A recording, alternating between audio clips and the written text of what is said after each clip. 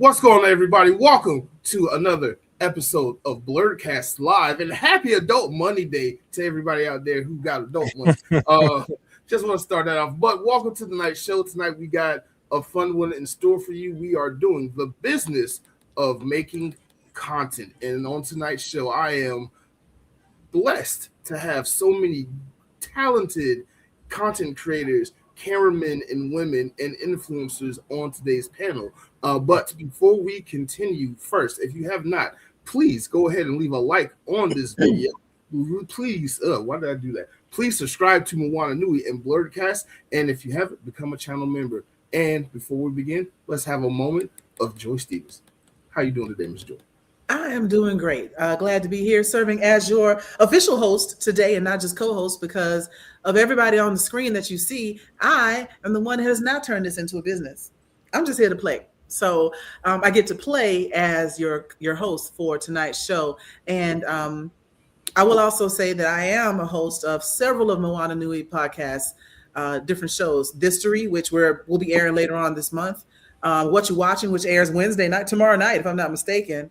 I jump into the sports show every now and then, and I like to play around on Blerdography, doing this type of thing. So you can find me popping up on just about all the shows. Now, that being said, I'd like to go around and allow everybody to introduce themselves, and we'll start with a familiar face, and we'll go clockwise from there. So, Supreme Attorney, please tell the people who you are. Hi, I'm the Supreme Attorney. I am a real attorney. I know, shocking. I practice in Georgia. I do a little bit of everything, and I can't wait to, put my 2 cents in and maybe get rid of some of the myths, like patent the logo. Yeah, okay. My eyes are bad, and you just, hey. Is it Mikyla? Mikyla, sorry. No, it's okay. Hi, everybody. My name is Mikyla. I go by Make That Magic on 4 platforms. And I am a full-time content creator as of November 5th. So I'm so excited to talk about that journey and like some of my wins and L's as well, because I think it's important to talk about the L's as well. Absolutely. Marcel, I believe. Yeah. Yep. Hey, Marcel Williams. I'm a camera operator, working television, part-time content creator. I'm here to share my knowledge. All right. Bringing around the horn to Dana. Hello, everyone. I am the other half of the Moana Nui podcast. I'm also assistant producer for the Bebop with the Yellow Power Ranger Karen Ashley, the founder of BlurCon Hilton George, and Crush member Christy Renee. So I work with both of those, and then many hats with conventions. And Marc, you've already introduced yourself, but because this is your show. So let's get right into it. We're talking about the business side of content creation. So the first thing I want to do is ask, and this is not, you don't have to answer if you feel like it's already been discussed, but the first question I have for the group is, what made you get into creating content in the first place? I guess I'll go, and I guess we're going clockwise. Okay, let's go. Okay, so I was in this high-profile trial. It was my first criminal trial ever. I was kind of a newish attorney, and I was like, I don't know how to talk in front of a bunch of people. And I was getting so nervous because I was like, this is televised. Everybody's going to see this. I need to make myself as comfortable as possible. And so I went on TikTok and YouTube, and they're like, yeah, just talk to yourself in front of the camera. You'll get used to it. You'll get comfortable. So I started making content based off of that. Okay, so you did it to start being more comfortable in front of an audience, and then you discovered you liked the audience. I did, yeah, because I was already getting tore up everywhere on social media. So I was like, well, that's the worst it could get. I might as well just go ahead and put myself out there. Yeah, start controlling the narrative, right? Before y'all talking about me, let me tell you about me. Okay. Yep. Okay. Anybody else want to join in? Oh, yeah, sure. I'll jump in. So I started content for real in 2022, which is much later than a lot of my peers and colleagues started. So I am like one of the younger content creators when we're talking about years, but I started because I was in the entertainment industry for about 8 years. I was in the healthcare industry for 3 years during the pandemic, doing live events, either virtual or in person when we could do it. And after doing that, it made me have to really reflect on how I worked. And my therapist at the time was like, yo, I have to stop myself from laughing at the way that you tell your stories, because you do it so well, but it's funny and it's entertaining. She was like, I really think that you should like put this on TikTok. It's such a good source for just like getting stuff out there. And if 6 people see it, great. If 4 people see it, whatever. And I was like, all right, cool. So I started doing content because of therapy. And within a year, I was monetized, and now I'm full time. And that was 4 years ago at this point. So, yeah, that's how I started. Okay, we're gonna come back to that monetization thing, but Marc, Dana, Marcel, anybody?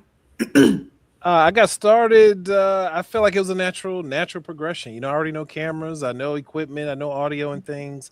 I work in television. I feel like it was a natural progression. I might as well show people what I know, and it's been an interesting journey since then. You know, like I say, it's still part time. I haven't done it full time, but you know, I've created a different YouTube channel. What was it? What do they call them? Like cash cow channels, like an automated channel. I created one of those before and got it monetized, and then just honestly just lost interest over time. But I came back to it, and then I started the podcast. And you know what I do now is called the Content Bebop, and that's kind of where I am now. I'll admit I'm still figuring things out on the content side. Okay. As a chatter, Make That Magic is how I ended up watching you on. Oh, okay. Hey, friend.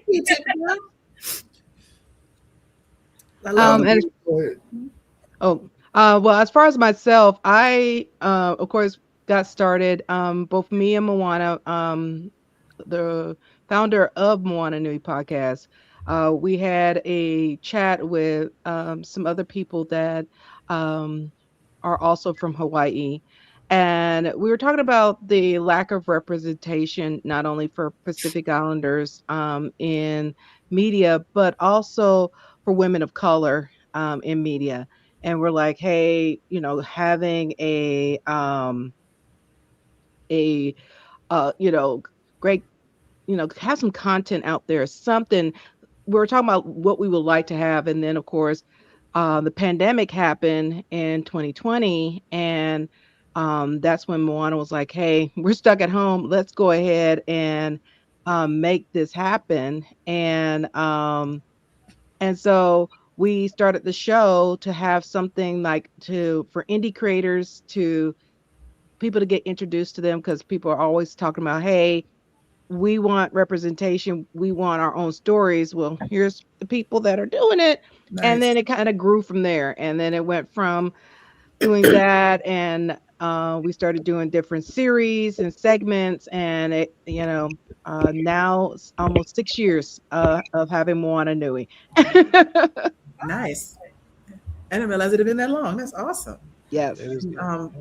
Marc, we don't want to exclude you from this conversation too. So how did you get started, or why did you get started?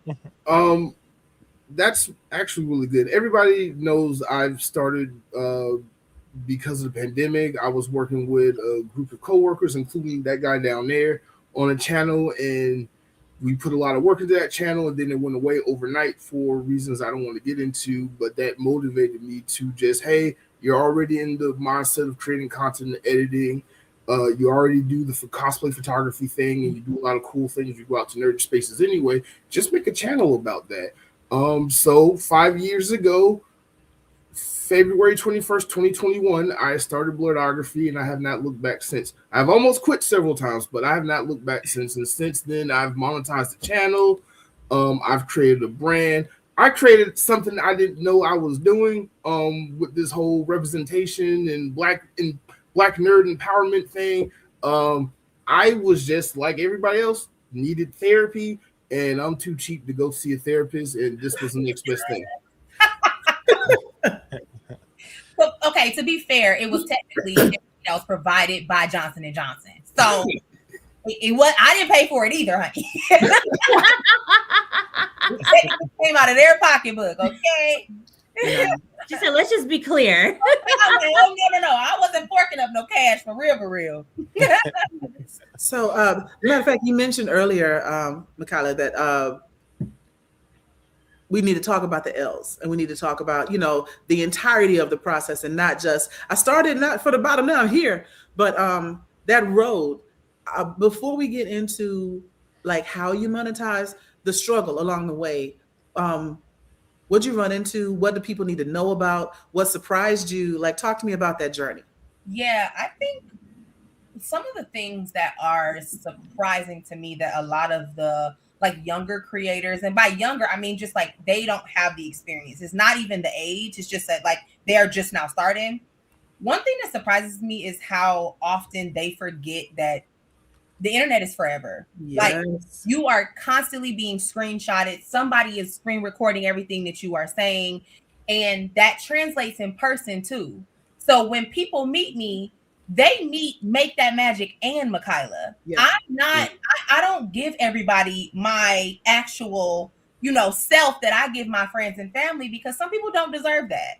Like you have to remember, even when you're not on the stage, you're on the stage. Yes. So I think that was the one thing that I was just really surprised to see, how people were not professional. Like that was, to me, was crazy.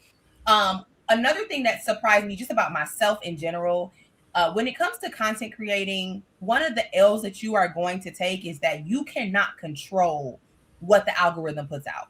You can't control how many people are going to see you and how many people going to laugh or whatever. You have fans out there. There are people who will love your content, but baby, if that algorithm, if that 1000111 decides not to send it to Marcel, he's not going to see it.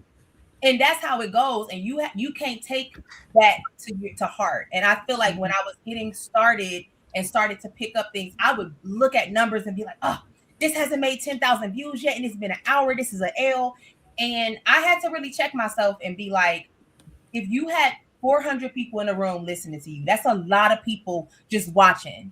And so I started to think about my craft as me being in front of real people. And if I got 5 views, I was like, 5 people listened to me, and 1 was even more moved enough to comment. Like, I think that is the mindset that I now have. And because I really set myself down and humbled myself, it allowed me to start taking more wins, and not see everything as like a number, that really helped. Okay. I want to piggyback off of what Mikyla said. That one person that gains something and is engaging with your content, I'd much rather have that than the big fake numbers. I talk a lot about the things you should focus on with other content creators.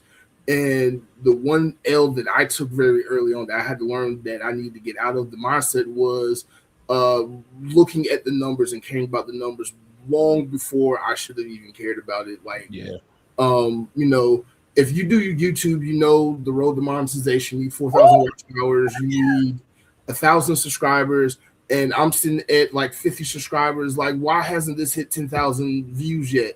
And like I still have yet to have a video hit that type of views. I had to learn that the numbers, you can have the numbers, but if there's nothing else there, no substance, no engagement, people they can see right through that number game that you bought numbers in X, Y, and Z. So things like sub for sub, because I was doing that a lot in the Facebook groups and Reddit groups. Sub for sub, follow me, I follow you, watch your video for 5 minutes, and then you would do all that just for everyone who you subscribe to unsubscribe to you, and you back at 50 subscribers when you was up to 200-300. I had to learn early on, the content is what matters. Build the audience with the content. Just make the content. You don't even have enough subscribers to be monetized to worry about numbers at that point.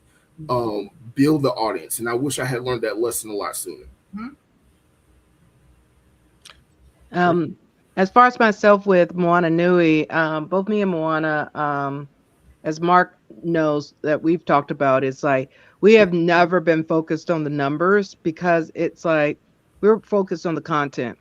And as we grew our platform, having segments on mental health, having segments on professional and personal development, our sports segment, we wanted to have something evergreen that no matter what you're interested in, you'll find something you're interested in. You like uh convention coverage. Okay, we have a whole playlist of all our stuff that we've done and upcoming stuff that will be coming out. So I think one of our L's that we kind of learn is nobody initially really talk about the cost of being a content creator. Mm. Like I knew it as a photographer with my camera equipment and everything else, but the cost of your streaming platforms, the equipment you need to make sure you uh have a good webcam, good mic, all this stuff, and it all adds up. Making sure you got strong Wi-Fi, all these little bits, along with your time you have to schedule all this stuff, to do your graphics, et cetera, et cetera. It's like a long list, and er, people really don't talk about that part. And then it's one of those you kind of only see like the big um content creators that have millions of followers, everything else, and they're constantly churning out stuff, sometimes 3, 5 times a day. And then people get that misconceived notion like we got to do that too. Both me and Moana was like, no, we're not. Gotta be realistic. We got a full-time job, both of us. Until somebody will sponsor us to do this on a full-time basis, you can email Moana Nui podcast at gmail.com. But it's those aspects, and having this kind of conversation is helping those that want to do more, whether it's, reviews or anything like that. It's a lot of work that goes behind the scenes to the content or the finished content that you may, if it's pre-recorded, you have to edit all that, put all the layers to everything for it. So it's so much that most people don't have these conversations to help people understand, because they just see there's a lot of podcasters, there's content creators, I could do that too. And then we find out, even with podcasts during the pandemic, after a year or two, most of the people, yep. They went back to their jobs. Yes. But then even without, after the pandemic, people are like, oh, I could do content creator, but then they realize I have to churn out some stuff and life be lifing. And yeah. See, the issue is that people didn't grow up in the school of Michael Jackson and Beyonce the way that I did. I was watching their documentaries and seeing how they were sitting down at from 7 a.m. to 7 p.m. on just doing audio editing. Then sitting in that stadium, watching every single thing from different places in the stadium. And then I joined the music industry and I saw the difference between some artists, I ain't gonna say who, between some artists and those bigger artists, the artists that actually cared about the experience of fans. And I took that seriously because I was like, there are 2,000 people in this room that are experiencing this. And this girl been working on this for 4 years and they don't even realize it. And so that is the way that I viewed content creation. I viewed it as, if somebody is going to go to my page and watch my video from front to bike, as I say, I want their experience to feel like they are in that phone with me. I don't want them to have messed up lighting, can't hear what I'm saying. They got, audio like disability, so they don't see no captions. I don't want that to be experienced, baby. I want you to feel like you in a movie. And so that's the way I try to do production from the very jump. And now I'm able to reuse some of those old videos when I want to just take a break and not have to film for 2 days, maybe. And I use it as syndication. I syndicate my own stuff now, and I still get paid from it because there's a loophole that people don't know about. So I'm so glad that you brought that up, because the quality of your stuff is what matters. People will sit there and watch you for hours if the quality is good. I would like to piggyback off that, because me and Mr. Content Bebop down there have gone back and forth for years over that specific thing about the aesthetic of your channel, the quality of the content.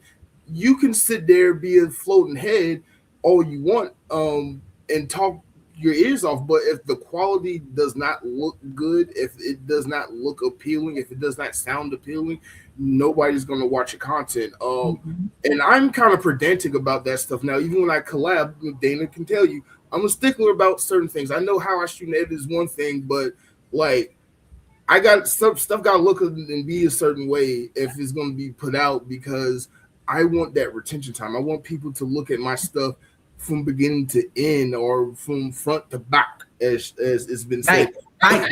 Okay. Mike. Are you from Florida? I'm from Atlanta. I'm from Detroit. You know. Okay. Mark, we know you're a Georgia peach. We know. Silence me. But yeah, the quality matters. The quality of your product really matters at the end of the day if you want to grow your brand. You can focus on the numbers and engagement and X, Y, and Z. None of it matters if the quality at the end of the day is not there. And then the way you guys were talking about, Dana, how you were talking about it costs money to get all these things taken care of. I think that's a good segue into how do you set up a business? Because a lot of these things are tax write-offs if you actually set up your business.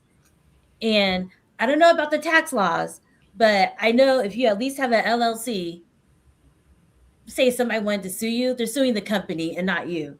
Correct. Whenever you're able to get an EIN number for taxes, so then you can get your own credit card, bank. So anything you need to buy for your, your content creation, write it off. Use that one bank account, use that one credit card, and that's it. Yep. And it is make sure you register with the state. Yes. Yeah, you should have get registered to. with state. Yeah. Yep. There's a lot of businesses that don't. I know, because I've sued them. And I'm like, oh, I bet you wish you had insurance. Let me get that house. Wow. I know that's right. I'm about to hire you. Hell. Thank you. She did say she's a real lawyer. So that's not like real lawyer stuff right there.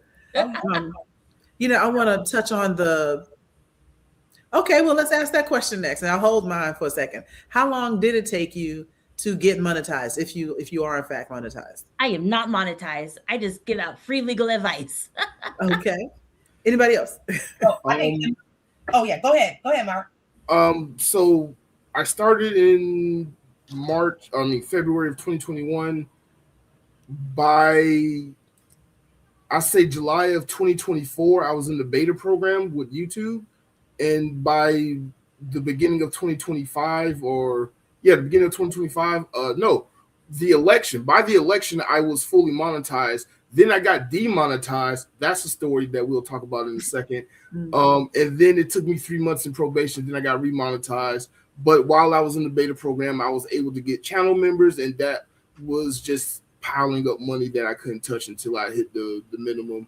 But it took about 3.5, 4 years of me into the channel to fully get monetized to the point where I'm at now. Now I'm monetized on Facebook. That's a low bar of entry. Don't worry about it. And I'm focusing on getting monetized on Instagram and TikTok. Okay.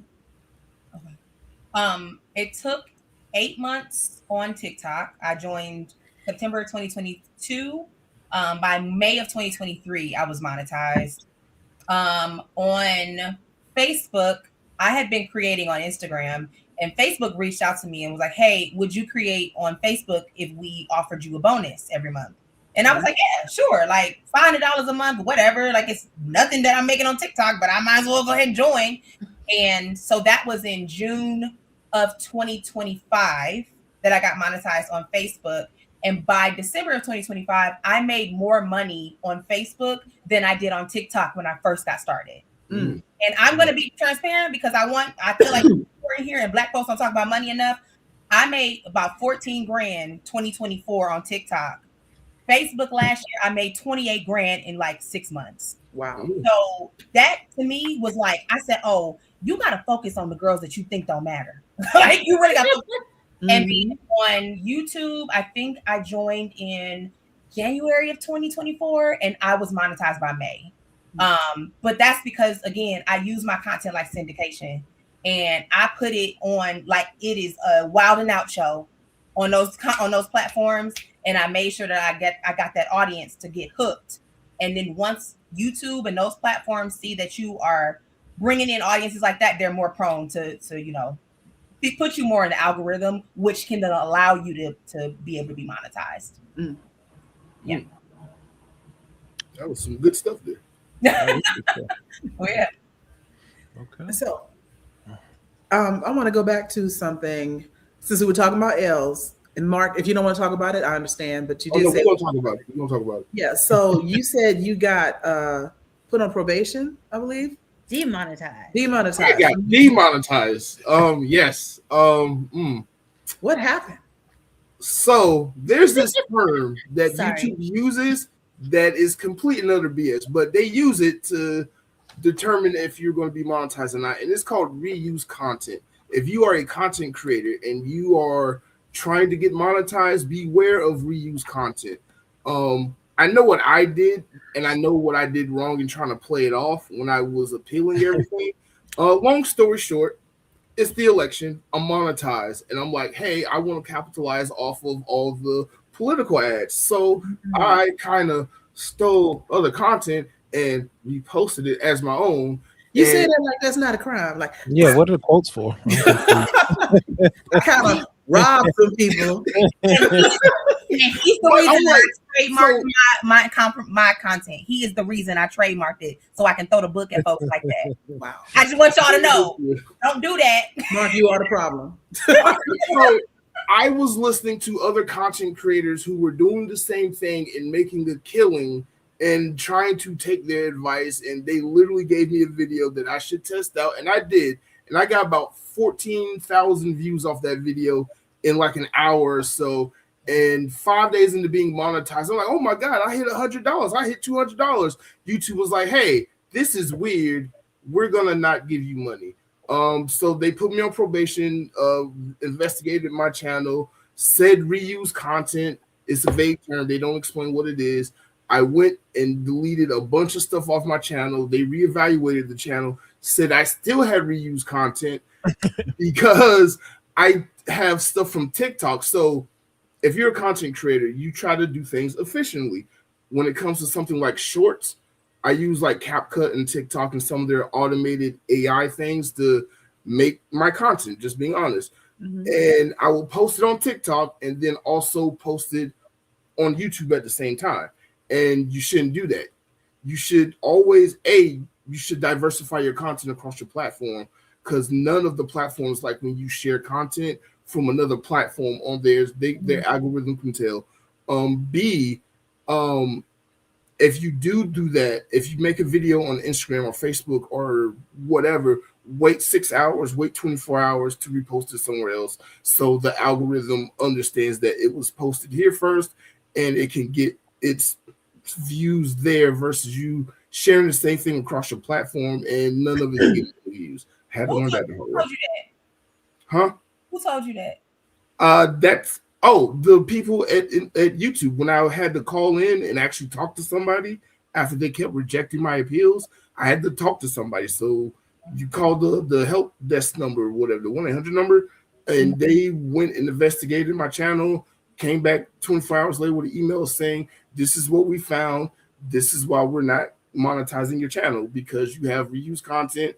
You're taking stuff from one platform and putting it on another platform on YouTube, and they don't like that. They want you to make content for their platform. Did you have the not the logo, but like the little watermark? The watermark? No, I learned to take the watermarks off. But it's still so with TikTok, when you create stuff in the TikTok app and post it there, it saves a copy on your phone if you want. If you take that copy that it automatically puts on your phone, TikTok algorithm is embedded into the metadata of that video file. So when you upload it to other platforms, it's automatically going to get flagged as a TikTok video. It doesn't matter if the trademark logo is there or not. Yeah. That's good to know. That's good for people to know. That's why I asked. Yeah. Because some people are like, oh, well, that may just be a case by case. No, that is. No, it's not. Somebody from YouTube told him. So that is, yeah. Ooh, and another thing that I learned from that whole appeal process, just an extra tip. So when they first run your channel for monetization, it's all their AI generative software that's approving monetization. Yeah. No human eyes is looking on it. But the problem with AI is it doesn't see video, it goes off audio cues. So just keep that in mind. If you are reusing content, it goes off the audio cues of your video, not the video content itself. Mm. That was a lot. No, that was That's interesting. Because now I'm thinking about like some of the people that I know. Like I'm thinking about the guy that was doing the cowgirl trail ride. Shawty, was it horses in the stable? I Yeah. know you want to ride. It was the exact same song every video. I But would like to approach this question that's on screen. Is it more like a set and forget it type of thing? I'm gonna be honest, that really depends on how you run your channel. And I would like Marcel to chime in on this because he has one of these type of channels. If you have like an AI based channel or like a channel where you have like content you can just throw up there and not really worry about it, or even something like this where you just go live, which I found last year was a big hidden gem I didn't know about.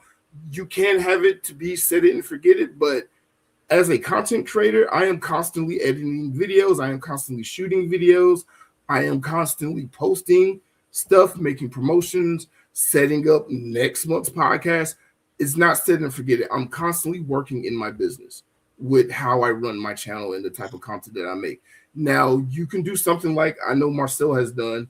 I'm not going to give away all his business, but he's made a channel. You know what? You talk about it. You did it. Yeah, what's your channel about? How about that? What is your channel? Yeah. So before the channel I have now, it was like an AI channel. So it was about anyway. Look, I was just trying to make some money, right? So it was about like Black culture type things or Black history type stuff. Some of it was a little lowbrow, I'll admit. But to answer that question, I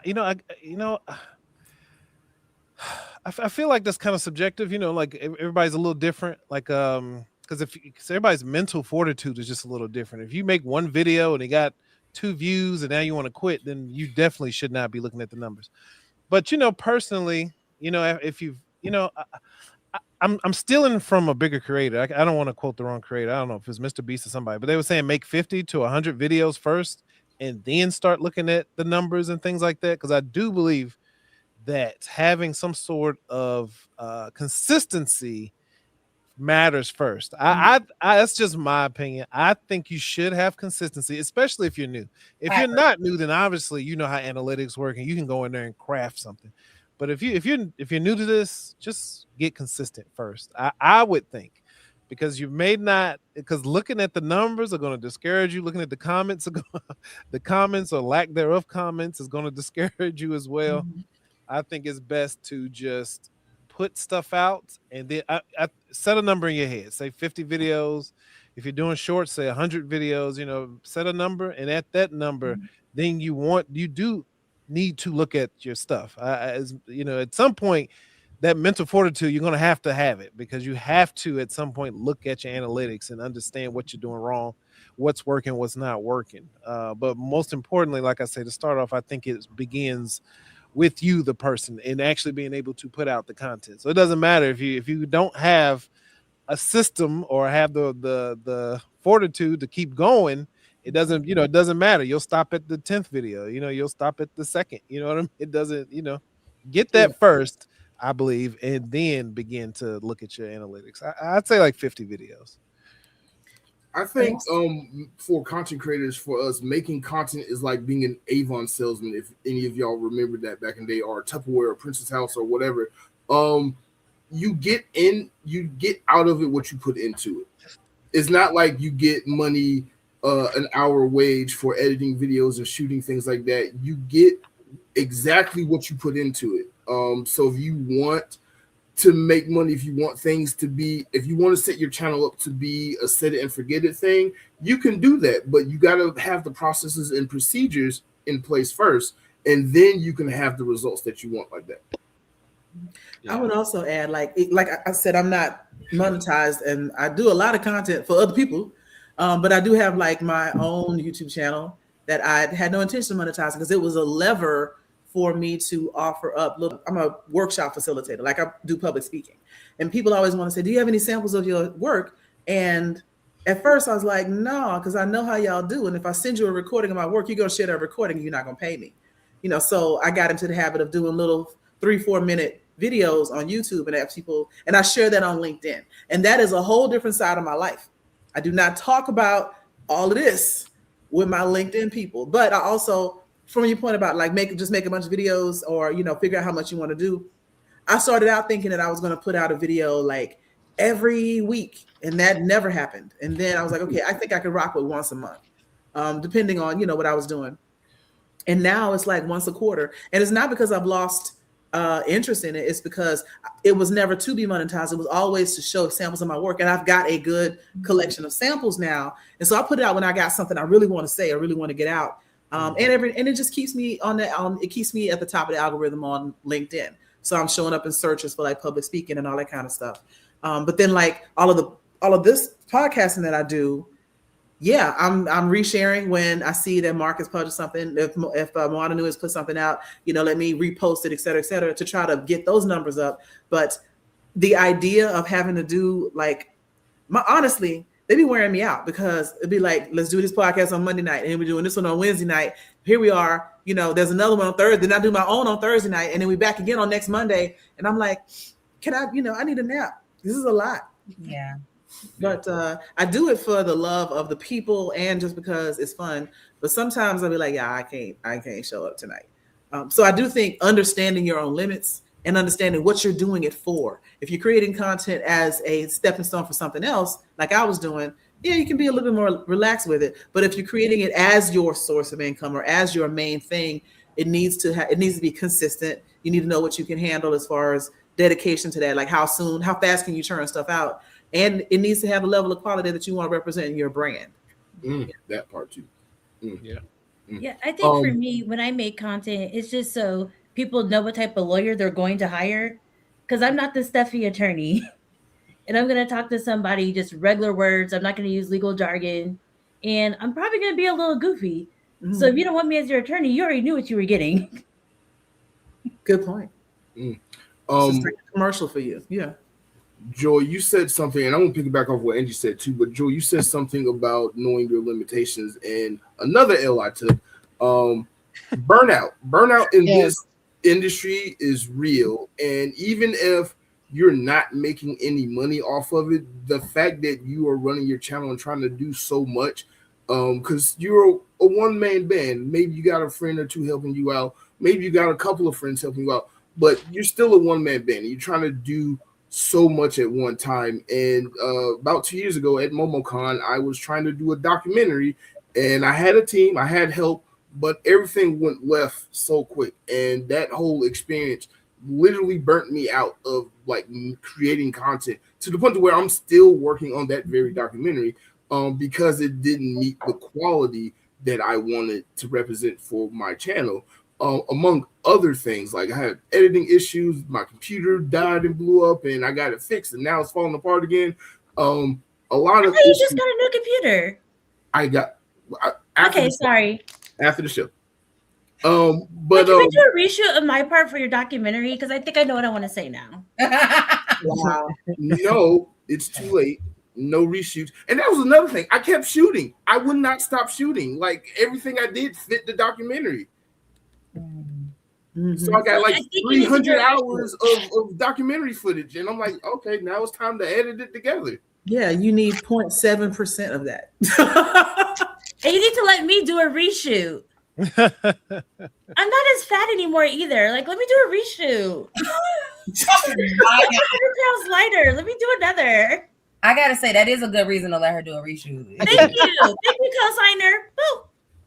Hey, I gotta agree with that. I mean, I can't hate on that either. Yeah, I see my face now. Like I look better. Okay, period. Thank you. Thank you.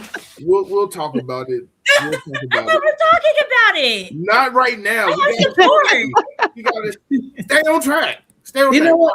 Okay, Marc, I did want to address the second part of that question when they asked about when do numbers engagement matter to y'all. For me, it was if you're looking to get monetized, is one, because TikTok has their own numbers, Twitch has their own numbers. Kick has their own numbers. YouTube, all of these platforms have a certain number of followers you have to have.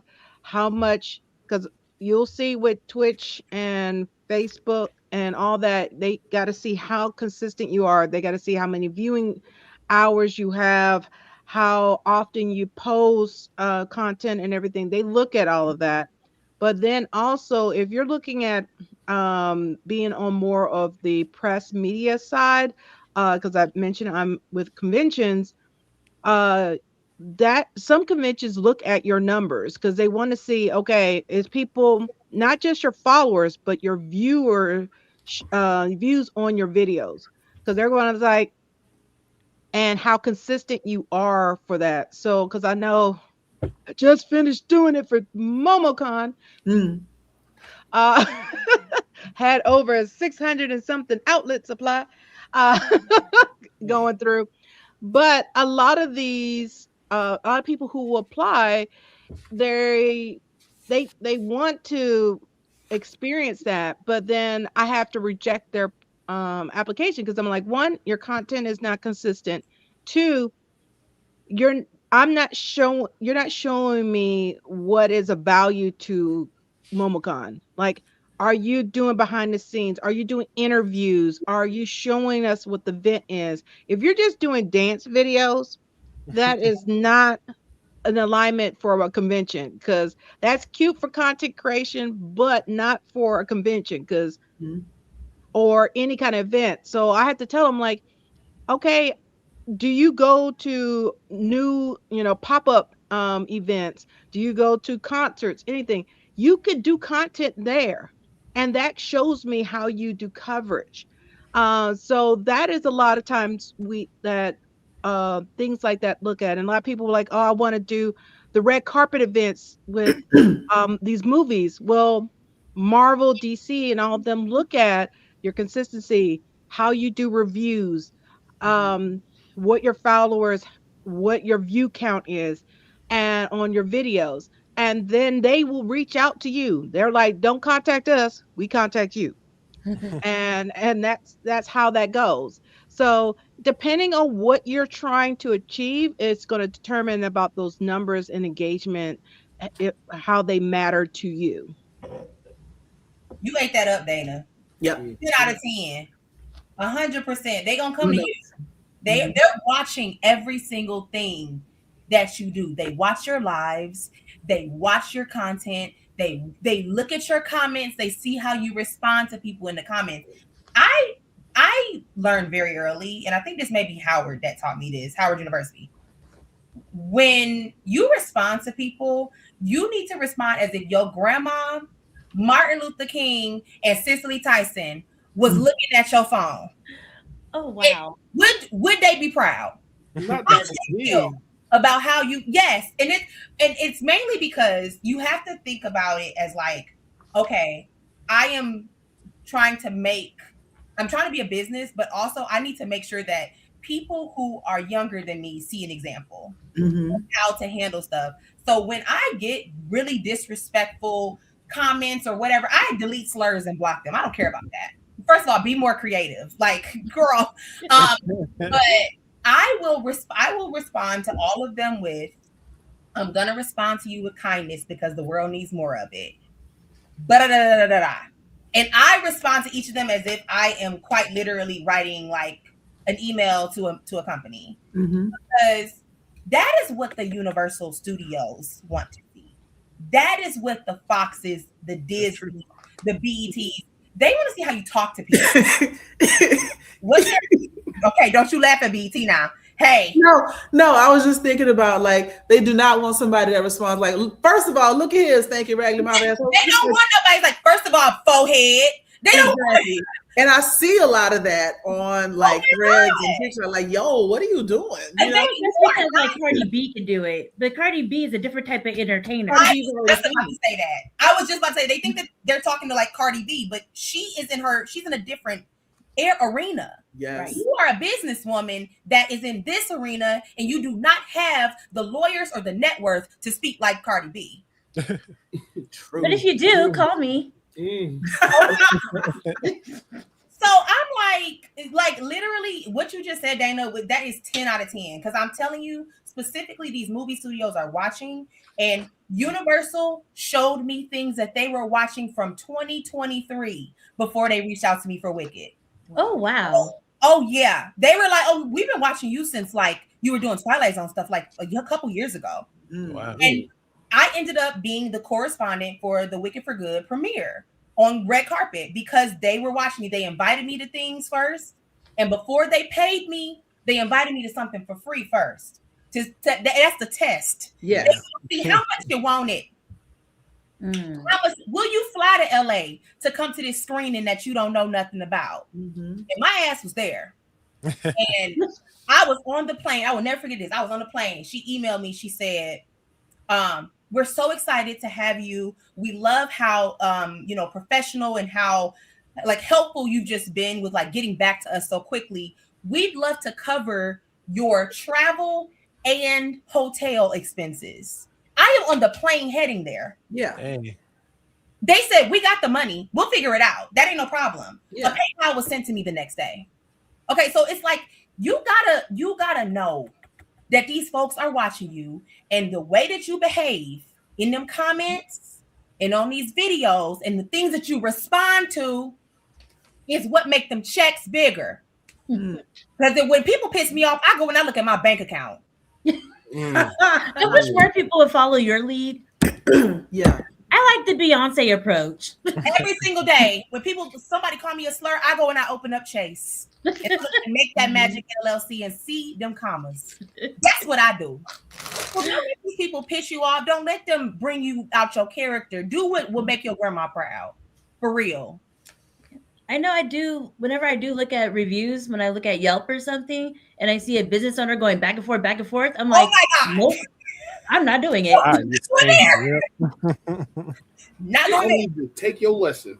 I mean, you know what? I need to take your lesson because the trolls do get to me, especially on TikTok, especially with that cosplaying while black video. But I had to learn to just let it be. Just let them talk. Let it be. I don't have Chase account money to make me happy when people make me sad like that. So yet it's happening. Yes. The actions that you do. It will get happen. For real. And honestly, Mark, if you ever get something like that and you like, I really want to talk to this, I want to cuss this person out, text me. Be like, Kyla, I'm about to go off on this person. And I'm going to say, Mark, you respond to that person, Universal and Marvel are not going to look at your content no more. I did not know that. That was such a good gem because, again, like, I don't have the best command of the Queen's English. Why do I keep saying that? I'm not a corporate person. I had to tell him off that this morning, even though he was like, I'm finna promote you again. I was like, great, but I'm not corporate. The professionalism thing is something I do have to actively work on, especially on YouTube, especially on TikTok. Another L I took was getting my first TikTok account banned because Trump won the election. And I just was like, I'm done with these people. And I actively went out searching for MAGA.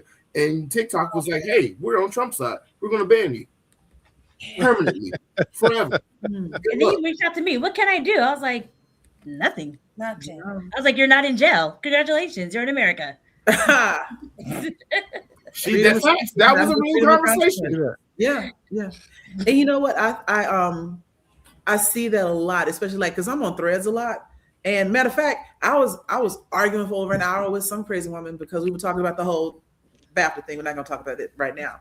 But I thought that she was willing to engage in an adult conversation.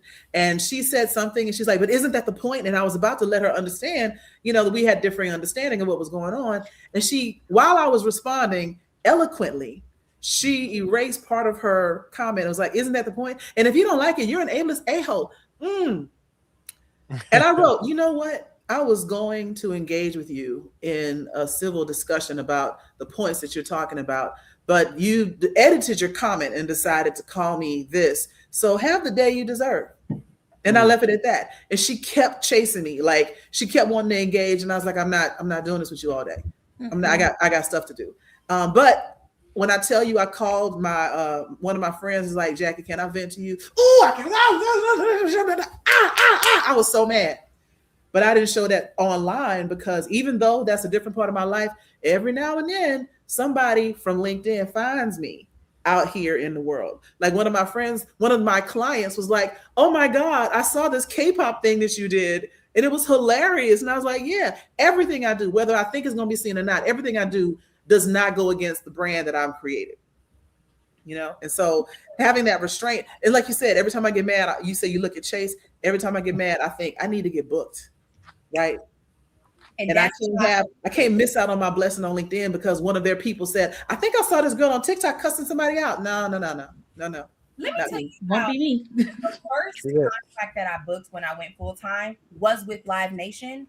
I worked for Live Nation for 8 years. The first full like content creator contract I booked the day after I went full time was with my previous employer. And do you know why that was? Because when they pissed me off, I didn't go onto social media dragging them. Right. I did when Ticketmaster and all that stuff was going on. I was sitting there like, girl, I'm gonna go ahead and talk about Snow White and Cinderella. Oh, this is fire. And so when they went a digging, because that's what they do. Several people. "Oh, girl, we've been seeing your videos a long time. We just didn't want to say nothing." I know you have. Mm-hmm. I know you have, because my numbers reflect that out of 400 people, at least 300 will see me. I know. So I literally said, you know what? I'm going to take this as a lesson here. I booked that with them. Now I'm doing the Keith Lee family thing in May with them. Right. You literally have to be like, how much can I just vent to myself and my homegirls and my husband and not put it online? Mm-hmm. There are some things that need to be said. So people know where you stand. Because if you ain't standing up for something, we know who you are. Yep. But some of that stuff, I just want people to shut up. Be quiet. Mm-hmm. You'll get more money that way. And then, legally, your First Amendment rights are protected.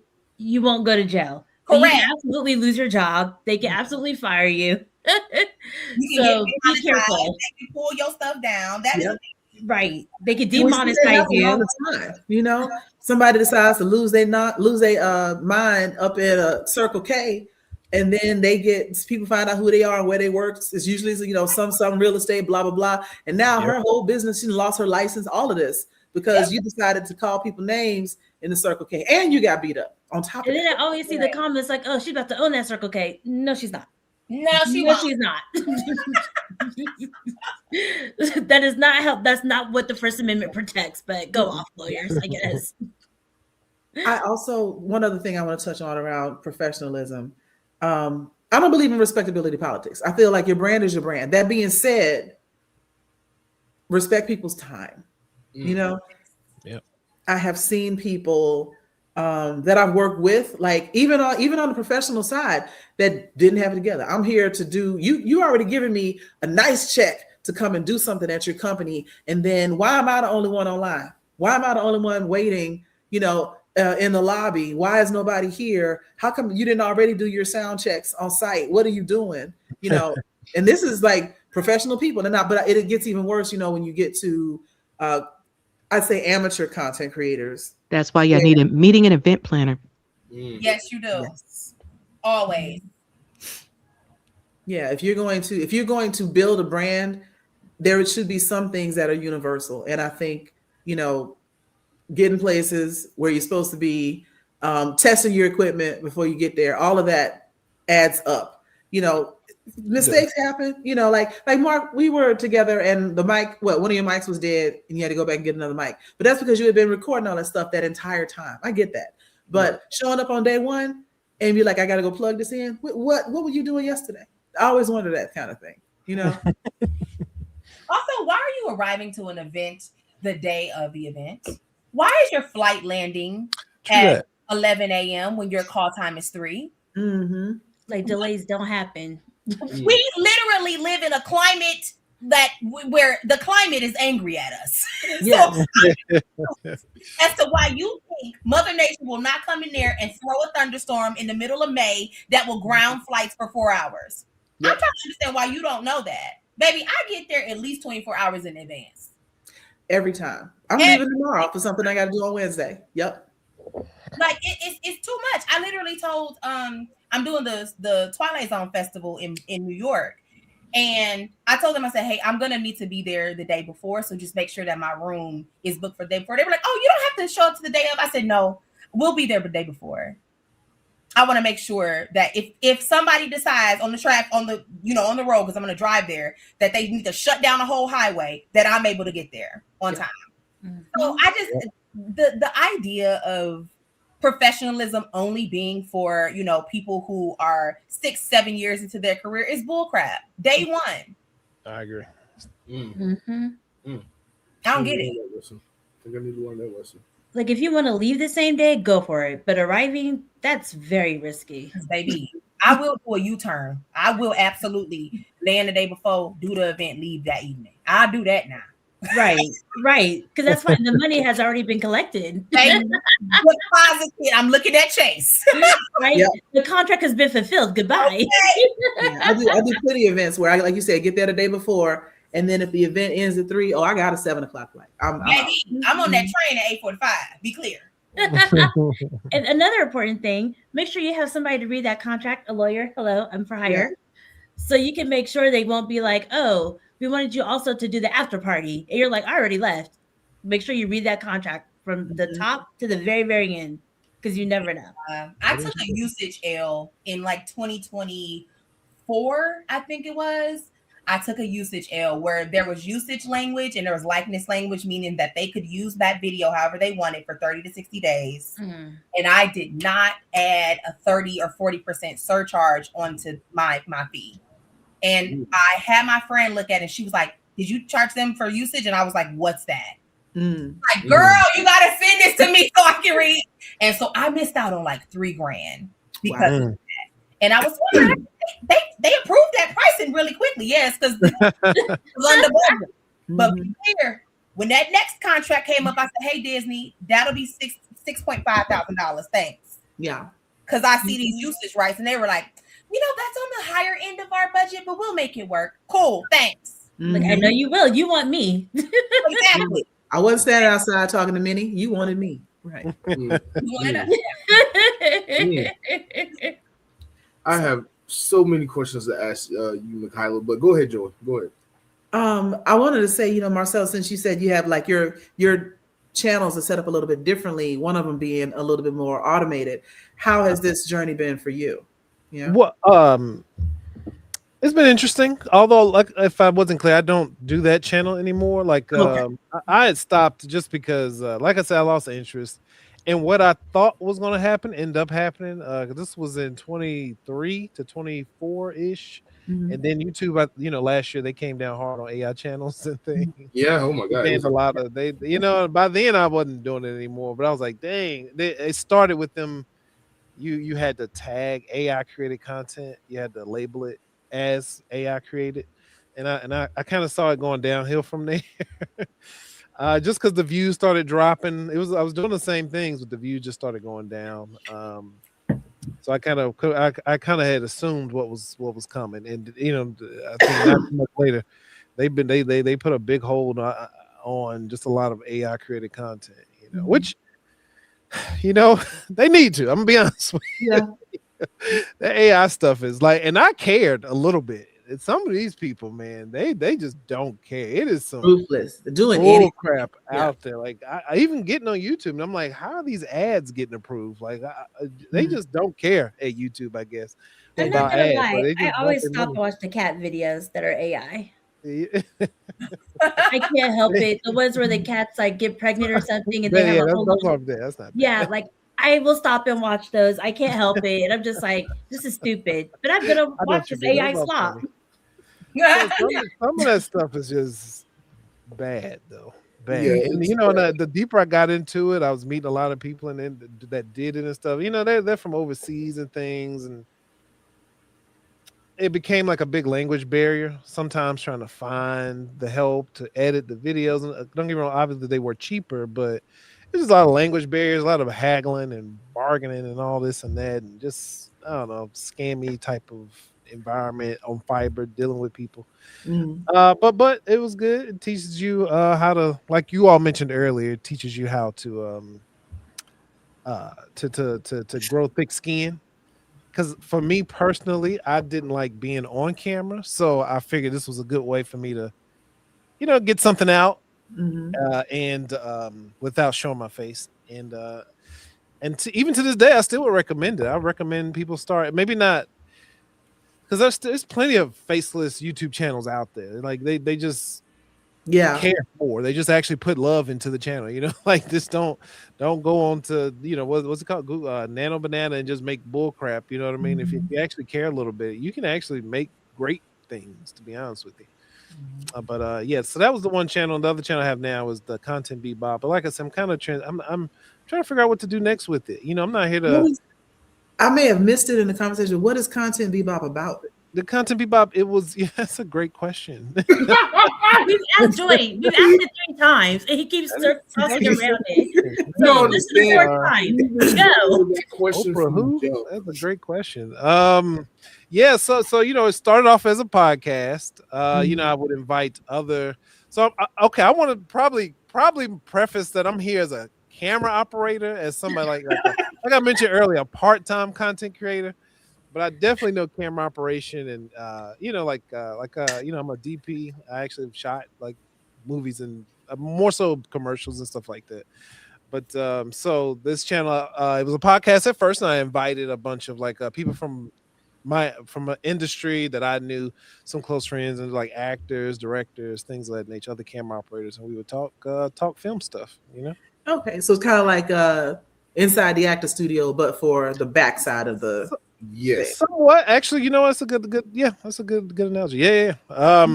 That's what it started as. And like I said, I did 50 of those, and that's so it taught me a lot. And I was like, all right, I can't sustain this, so then because it takes, obviously podcasts can be done, but for me personally, I just had a child, and the space was a little limited, and just scheduling with people. And to be honest with you, I think around 50, I ran out of friends. So then I had to start reaching out to people I didn't know.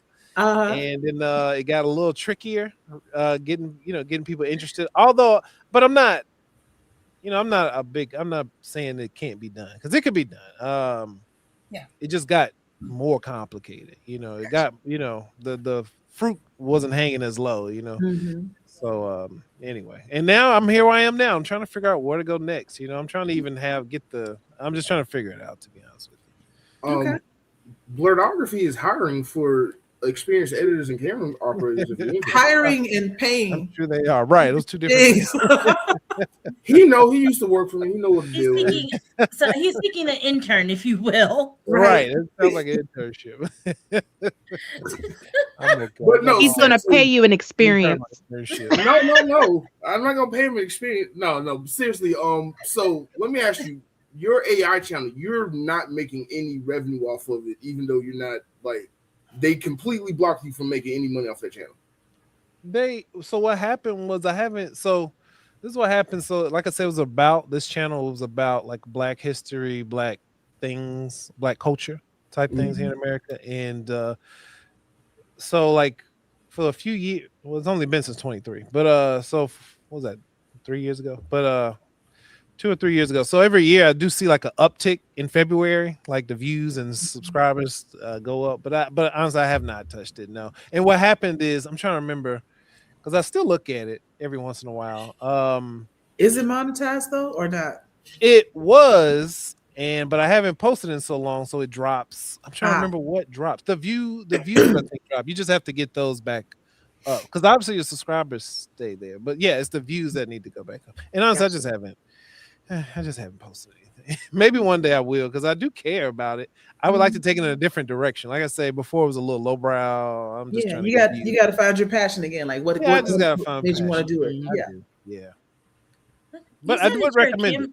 You said you're a camera operator. So how do you feel about content creators using just their cell phone when they first get started? Or do they need to spend extra money on the bigger, better camera? I think it's great. People should do that more often. I think people get caught up in that. That was when I was speaking earlier about getting that consistency and making sure you have those reps in of creating the number of videos before you start looking at it. I think that's part of it, because people want to blame the equipment sometimes for the content not being up to par, and that's not necessarily the case at all. A lot of channels that I watch on a regular, I don't know what they're shooting it with, but I know it's not this camera here. I know they didn't spend, I know it's not even half of the quality of this camera, or the cameras that I used on my podcast, and they have millions of views, and I, only had a couple thousand, so Right. it's not necessarily about that. It's literally about creating good content, and it is tough because man, a lot of things have been done. To be completely honest with you, a lot of things have been done, so it is tough. But it's about the content, not necessarily the camera quality. Okay, so is it a matter of you're using your cell phone? Just maybe get the settings right before you post or before you shoot. Right. Make sure that even matter. Yeah. I would say so. It is. It Make is. sure your camera clean your lens. Clean your lens and make sure they can hear you. Invest in a good little good mic or something. I got one laying around somewhere, like a good mic you can just plug into the phone. That's really what it's about, and just being authentically you. That goes back to putting in those reps. You got to, because it takes time for you to learn who you are. Because the first however many videos is the fake version of you anyway that you're showing people. Yes. Oh my God. I wish people talked about that more. What do you mean? The fake version? What do you mean? You want to. Well, a lot of people are trying to impress and try to be like other content creators versus being themselves. Yeah, if you're confused, then maybe you're just authentic. Fail at it. Oh, I see what you're saying. Okay. Yeah, if you don't get it, then maybe you're not one of those people. You're probably an actually authentic human being. Yeah, I was actually to my like older content, and I'm like, no, I think I got on there like I'm just gonna say the crazy stuff that my therapist said was funny. Everybody's different. That was really how I felt. Yeah. Some people got to find that rhythm, Yeah. Now, I will say, if you're using your phone, and as you start doing more, I know personally from Moana Nui, like looking at our older content, it's like, okay, we see the progression of better content, better quality and stuff. Especially like someone was asking about how do you get sponsors? If you're trying to get sponsors, you have to get your stuff up to par. So a Disney or a Universal or someone will want to partner with you, because they're not going to want you using your iPhone 3. No, you're correct. Like I said, it's a balance, but the balance is heavily tipped in just press and record. Like just get out there, press record, and make sure they can hear you. And to as much as you can recognize, what it looks like. Like because I've done a couple little videos with my phone just for fun when I was playing around with my K-pop friends. Because we have a whole company called K-pop Corporate Incorporated, and I'm the crisis hotline. So I'll just put my little phone right here. I'll have my script on the screen because I'm pretending to type anyway.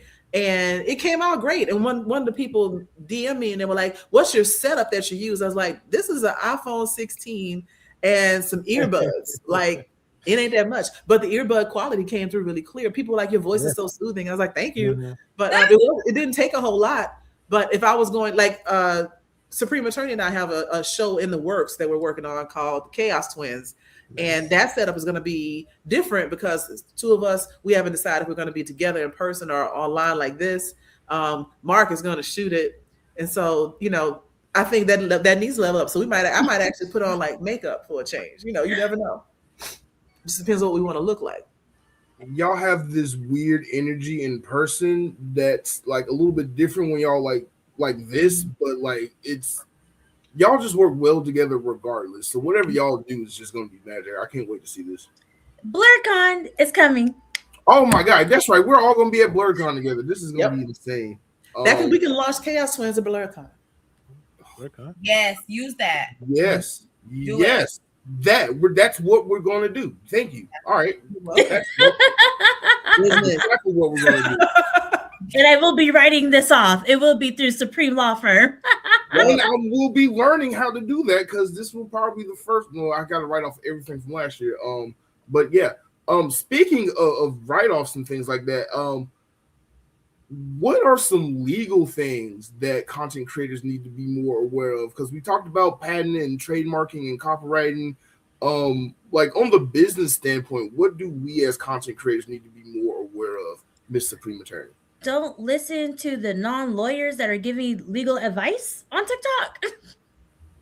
Outside of that, No, but that's real though, because a lot of people will come to me with what they receive from TikTok or Instagram, whatever, social media, and it's usually wrong. They're just giving you this information for clickbait. Yeah. So, like a lot of people don't know, like for copyright, you really don't have to copyright or trademark anything unless you're actually going to sell something, or unless you actually. It's the first step before you sue somebody for using your content. So if you already are a brand and you know you're a brand, then you probably want to get things copyright, trademark if you have a theme song or whatever. But if you don't have any of that yet, you don't have to spend the money on that ASAP. That's something you could do later once you start making more money and people are starting to copy you. But the thing is, once you have it posted, you can show proof that this was yours first. No matter if somebody else made more money off of it, you could prove that it was yours first. Yeah. Mm-hmm. So that's a free tidbit. You don't have to copyright immediately. Yeah. Okay. It took me about 3 years before I was like, my team was like, hey, you need to trademark this. People are starting to take content. You are having to have TikTok take it down. You smack that trademark license on TikTok, they'll do it a little bit quicker. And that literally is what happened. And like you said, Supreme Attorney, even if you think okay, this is, people are going to be able to take my voice or use slogans like that girl who did Demure. Oh yeah. That's a prime example of that. And so I was like, okay, people are starting to be like, oh, I'm leaning in, which is something that I said, uh-oh. And so I was like, let me just go through this trademark. It was like $500, but it's like a lifetime thing. The U.S. Patent Office is down the street because I live in Maryland. And so I was like, all right, we're going to do it. And I've already, like the Supreme Attorney said, I've already been able to use it because people will try to take my content, my likeness or whatever. And the second I submit that to a platform and say, hey, this is actually covered by trademark, they will say, oh, so sorry about that. We're taking that channel down immediately. Yeah, because even with the Demure one, she had proof that she did it first. Correct. Which is why she was able to get it back really quick. Even though the other person trademark, it doesn't matter. It's her. Yeah. So that's a lot of people don't know. Like, oh, you have a business trademark. No. Yeah. I ended up seeing like IN from Stray Kids was like, he doesn't even speak English well. He's like Demure. Right. And then if you're going to sell a product, then you might want to trademark or copyright, trademark, whatever, depending on what it is. Because especially that merch. way, if somebody else tries to do it too, it's like, no, this is the official one. It's a way to protect your brand too. So if you have cheap knockoffs, it's like, that's not mine. That's something else. That happened to my K-pop friends, the little company we have or whatever, the fake company. They decided to make merch to raise money for some natural disaster victims. I want to say it was like an earthquake or something. They were like, we can raise money for this. And they made like a little t-shirt, KPCI, and it was cute. They had a couple sweatshirts and half, whatever the profits was, like 2/3 of it was going to this thing. And they were doing great until they weren't, because Etsy people stole all of their designs and put it in another channel. And so when you look up KCPI or, some of the stuff, it went to their place first and they started making that money, and they hadn't trademarked anything. They hadn't copyrighted anything. There's nothing they could do but try to force Etsy to make them take it down, which they couldn't because it was just letters. No, it's not too late. They can literally, after they get trademarked, copyright. Trademark. Okay. So they could get it done retroactively, and they could get all their money back. That could be theirs because they have proof that they did it first. Yeah, they got videos about everything, about what they were about to do and about to launch. And then maybe 3 weeks after they launched it, somebody stole their pictures and stuff, stole their images, even the way it was written, and took it all. And they could get their money right back. They could get their money back, attorney's fees, everything, because they could show that they did it first. Nice. So that's what I'm saying. People are like, no, you have to get it as soon as you do it. No, because what if it fell? You spent all that money for what? Yeah. Good point. So these people already made money off of it. Take it back. And it takes 11 months for it to get approved. But once you file, it's in their system as filed this date, effective this date. And then once it get approved, then of course anything that happens, like you're locked in, you're solid. Mm-hmm. But like even if you're like, oh my goodness, this is starting to blow up, let me just do this just in case. Do it, and then you're protected. It doesn't have to be approved right away. It just has to be in process. You just it gotta be just be in the process. It can't have any like flags or anything from them. But as long as it is like being like in the queue to be reviewed by a lawyer, you're good. Mm-hmm. You're good. Yeah. And I know there's one of them. You have to have an attorney do it. Not sure which one, but it has to. You have to have an attorney. So well, don't call me. Don't call me. Yeah, I don't know how to do that. Don't call me. Yeah. So it is the trademark you need the attorney for. Copyright is something you can do, I think, on your own. And I know that because me and you have talked about that for some stuff that we are working on. Other stuff coming soon. Yeah. And they'll assign you one if you don't have somebody that can do it. They'll just assign it and they'll review and they'll reach out to you if they have any questions. Cool. Yeah. So tell your friend, go get her coins. Those are hers. Yeah. I will take my legal fee for that. Period. This question here, what is the cost to do what y'all do outside of the money part? Mental health.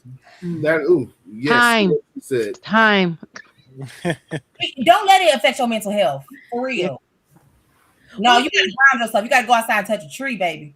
Well, because I think I did mine's backwards because I was just putting it out there so I could get used to it, you know? Okay. And then I went viral the wrong way. Well, not the wrong way, but true Angie fashion, whatever. Mm-hmm. And so then I tried to act like I thought they wanted me to, and it took me out because I was like, I am not this serious person. Mm-hmm. And then I had to go back and revert. That's exactly what Marcel was talking about. You were trying to be somebody else. Yeah. And it wore you out. It's exhausting. Yeah. I was trying to be something you're not. One of the costs that I am learning how to be okay with is you sharing what you're doing with people who just don't get it. Mm-hmm. And you love this project. You love talking about what you're talking about. You're so passionate about it. But your 70-year-old uncle is like, so what you do for work? Like, what's your job? Like that kind of thing, and it really costs you like a little bit of confidence. Like, well, damn, should I not be doing this? Like, what should I be doing? The other cost is like you kind of having to be okay with being the person that everybody looks at like, well, she may not showed up to this because she always working. Like there's a little bit of judgment that you have to be okay with. And I think I would really prioritize showing up to baby showers instead of filming on a Sunday. Like prioritize that kind of stuff, but be okay with being like, you know what? I can't go to Park on 14th for the third weekend in a row. I need to film and be okay with whatever response comes from that. I'm in a sorority and not everybody in my chapter understands or respects what I do. And that's okay because I just opened up my Chase account and remind myself why you know? So I think a little bit of like your confidence will be tried. People will try you because they don't understand it, and that's okay. And then that time, like Dana said, you will have to make some sacrifices of what am I going to attend and what am I going to just send flowers to. I'm good for throwing a piece of like champagne or flowers or whatever your way, baby, if I don't want to spend that coin or that time to go over there. So yeah, I think that's really it for me as far as like outside of monetary, like money, the cost. I want to add some stuff to that too. Friendships and relationships, it will cost you that. I've had a friend who we've been friends for years, for decades, and when I started doing the YouTube thing, they were supportive, whatever, but they were always trying to get in my videos, and I was fine with it for an extent, and then it started to be now they're controlling what videos I want to put out or trying to control what videos I want to put out. Now they're dictating to me how I should run my channel. Now they're sharing my videos, but only the videos that have them in it, and getting mad that it's taking me too long to edit the video with them in it because they got X, Y, and Z that they want to do, and I had to go to this friend and be like, hey, you don't run this channel. I appreciate your help and support, but you don't run this channel. You don't edit a single one of my videos. You don't help shoot none of this stuff. And when you did help, you kind of ruined it all because of your own selfish inhibition. I had to cut the person off because you was using my brand that I'm building and putting my name through the mud. You're sending videos to people like it's 1980, cold texting people videos and stuff like that, and they're calling me up saying, hey, why is this person sending me this video that I already liked and commented and shared on? Why are they texting me and emailing me all this stuff? And I had to shut it down. And like, you know, you can't take control of somebody else, stuff like that, just because they let you in a little bit. You was just there to help assist me for a con, and you took that and twisted it into you run this. I'm not doing it. First of all, I'm sorry that you lost your friend like that, because that means that person wasn't really your friend in the first place. If that's how they treated you, you should not have even had to cut them off, because they should have had a little bit more respect for you to keep that relationship going. And that part. So I'm so sorry that happened to you, and I hope that you don't happen now. Yeah. Better And you happen do now see than what you're the- at the top. Yeah, and you do see with a lot of I've heard from content creators that I'm friends with that, you know, they have experienced that, along with people that want to ride the coattails. Like that part too. if that means they could be part of the red carpet, everything else, you didn't do none of the work, but you want to have all the perks of coming with me. And it's like, look, are you chipping in some of the costs or something? If you want the free ride, you know, please. But it's one of those that, like they said, things like this will show you who people are, and you got to believe it. And as my grandma said, every year you need to evaluate the people around you like a job. They're either going to get promoted or demoted. You got associates, you got acquaintances, you got friends, and don't jump everybody up to that friend level and give them friend benefits. Yeah. Facts. Especially like with that coattail thing you said. Yeah, that happened to me a lot. People were like, oh, I'll come and help you at this con or whatever, so they get a free pass. Yeah. And then they disappear with the pass. And I'm like, oh, never again. So I make it a point, and Marcel knows this because he's been on my team. If you're coming with me, Blerdography, to a con, doing a convention, we are working first. Yeah. Until I am satisfied with what we have, and then I put the camera down, then you can go enjoy the con. But we are going to be working while we're here first. Yeah. The work should be your enjoyment. If you catch my drift, you should enjoy the work we're doing, not trying to work to get the fun stuff done. This is me calling you out, Marc. Go for it. Here we go. Go for it. I know what you about to say. AWA. I know what you about to say. Okay, you already know. He's over here like, we are here to work. Marc, where you at? Oh, y'all down. I'm gonna wait. Yeah, we had to go back to the room. But Marc, where you at? It's been like 2 hours, bro. Hey, look, we walking in right now, boy. AWA was one of those cons where I was like, you know what? I just got to get the room. Stop trying to be cheap. Just get the room. Stop trying to be cheap. Just get the room. And don't go drinking with Supreme Attorney. Because she had I did that at Dragon Con, but at AWA I was fine. And I was lit the whole time. What's AWA? Anime Weekend Atlanta. Okay. Yeah, you can go drink with me. Don't give me Everclear. Good. We didn't give you Everclear at Dragon Con. Okay, what was it? Moonshine? I don't know what happened that night. I don't even want to talk about Everclear or Moonshine. Don't try to blame nobody else for what you did at Dragon Con, because you told me your goal was to get an IV. You did say that. Goal, but it did happen. It was my goal for the cruise. Did not happen either.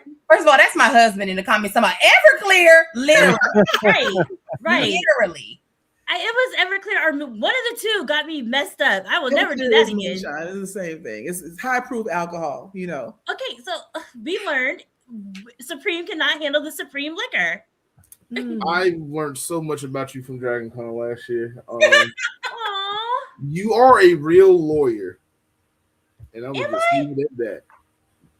I guess. I don't know. When I go drinking, maybe let's not talk about that.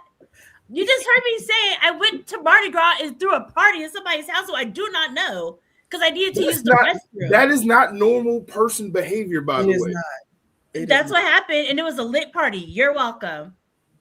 2020 Mardi Gras. It looks like she ends all of her chaos statements with "You're welcome." Like nobody's thanking you. He did. He probably never had so much action in his house before until I showed up. That's his fault. Don't live in the French Quarter.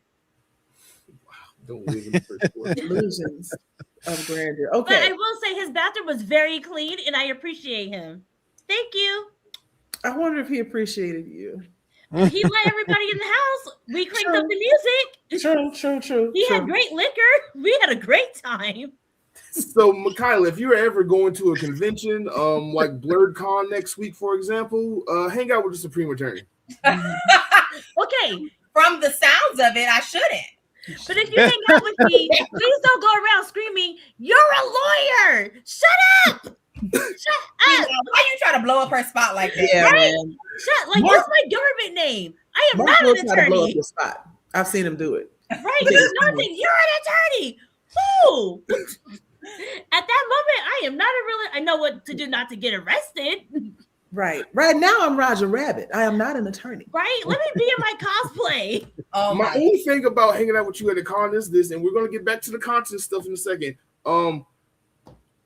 I at some point I put the camera down and I'm like, cool, time to not be responsible. But with you, I have to be the responsible adult, and that's the issue.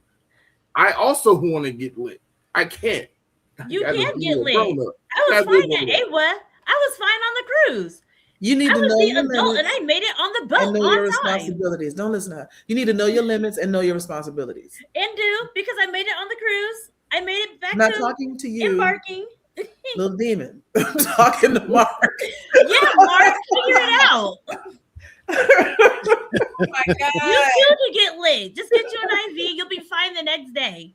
Blerdcon is You'll be fine within an hour. That is young behavior, because I Have a can't good even time, imagine that with my big age trying to get an IV for anything other than anesthetic for surgery. Like, I do not aspire. Joy, I will tell you, that IV is a game changer. I think that's why I didn't get Concrete either. It gave me energy. She was so proud when she came back with that IV.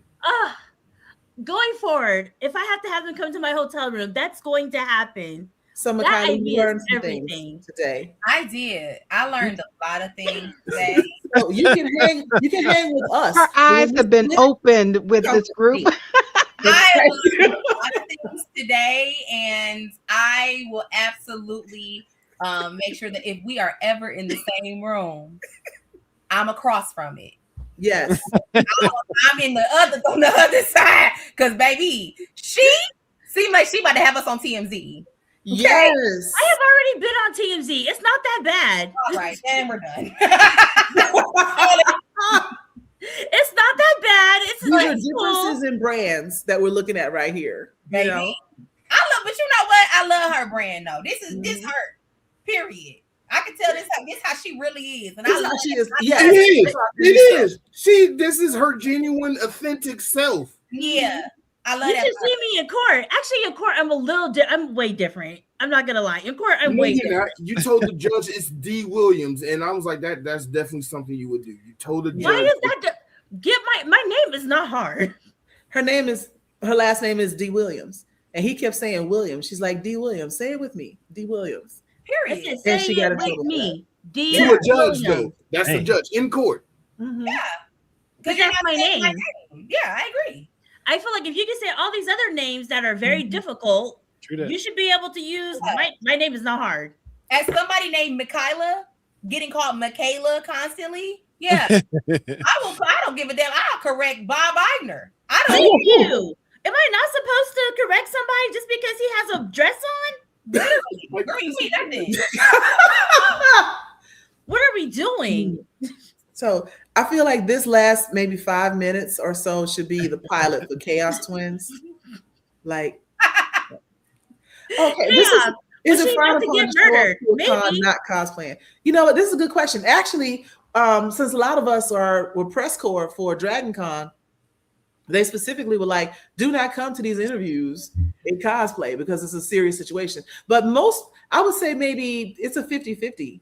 You know, people showing up to a con with cosplay on or not. Like a lot of people just run around in jeans and t-shirts taking pictures of other people. So you do not have to be dressed at all. You do not have to be dressed in cosplay at all to come to a con. I had to say that because at AWA, they did have to put on the rules stanchion, please do not be nude. Because people kind of like rock from Adam and Eve, I guess. Like, please have clothes on. You must have on underwear and not too much side boob. Like, they was dead serious about that. I know because some cosplayers go a little too far. Right. They do. Yeah. So they had to make rules. If this body gets how I want it to be, those rules are going to be for me. I've already commissioned 2 costumes from B. Cunningham. Oh, really? Mm-hmm. Yeah, I want to be Lilu from Fifth Element. Oh yeah, that'll be nice. Right? Mm-hmm. I want to do. If you do Lilu, I'll do Corbin Dallas. No, I won't. No. I'll do Ruby Rod with you.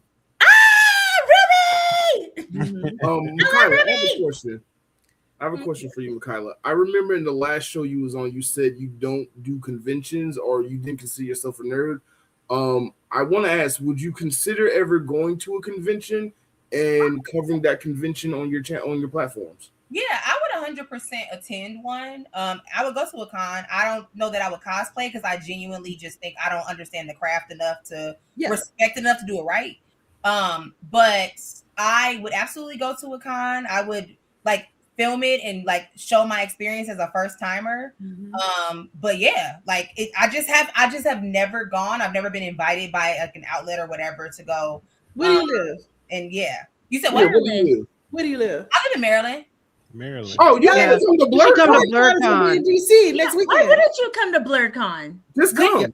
We're going to be at Blerdcon the 6th through the 9th. Yeah, like right by Reagan Airport. Oh, yeah.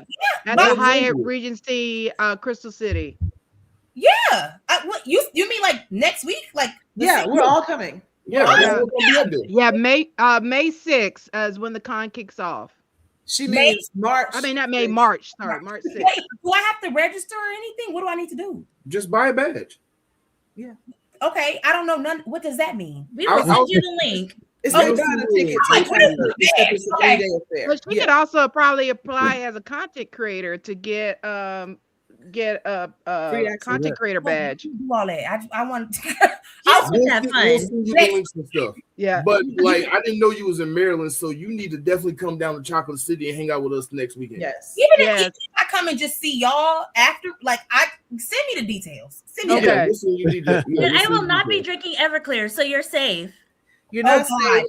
Never say you're safe. And also, Marc, let me clear this up too, because I don't want people thinking that I'm a mean girl or stuck up.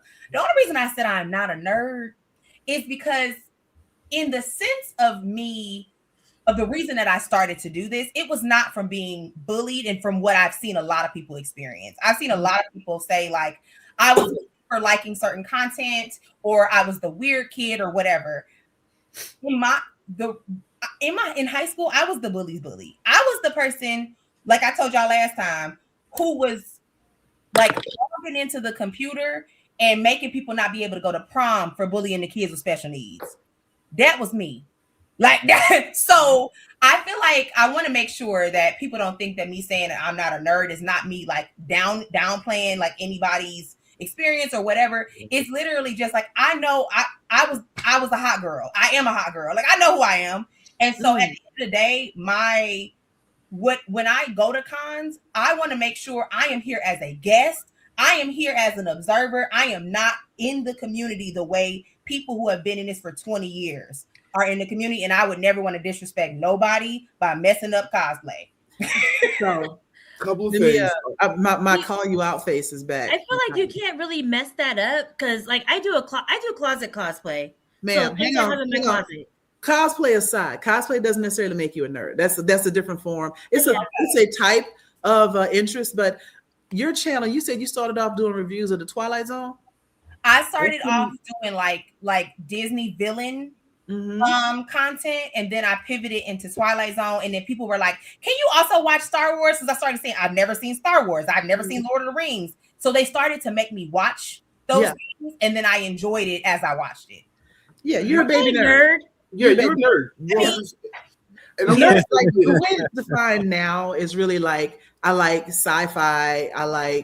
I have special interest in certain things, and I'm not afraid to talk about it. Sometimes ad nauseum with people, and I've done some analysis on certain things. Like, so your analysis on Lord of the Rings, your discussions around like Star Trek and everything. You probably were not a nerd in high school, like you said. You didn't know about all this stuff, but you have since dipped a toe. You're like 3 toes deep into nerdom right now. So that's enough to come to a con. That's plenty to come to.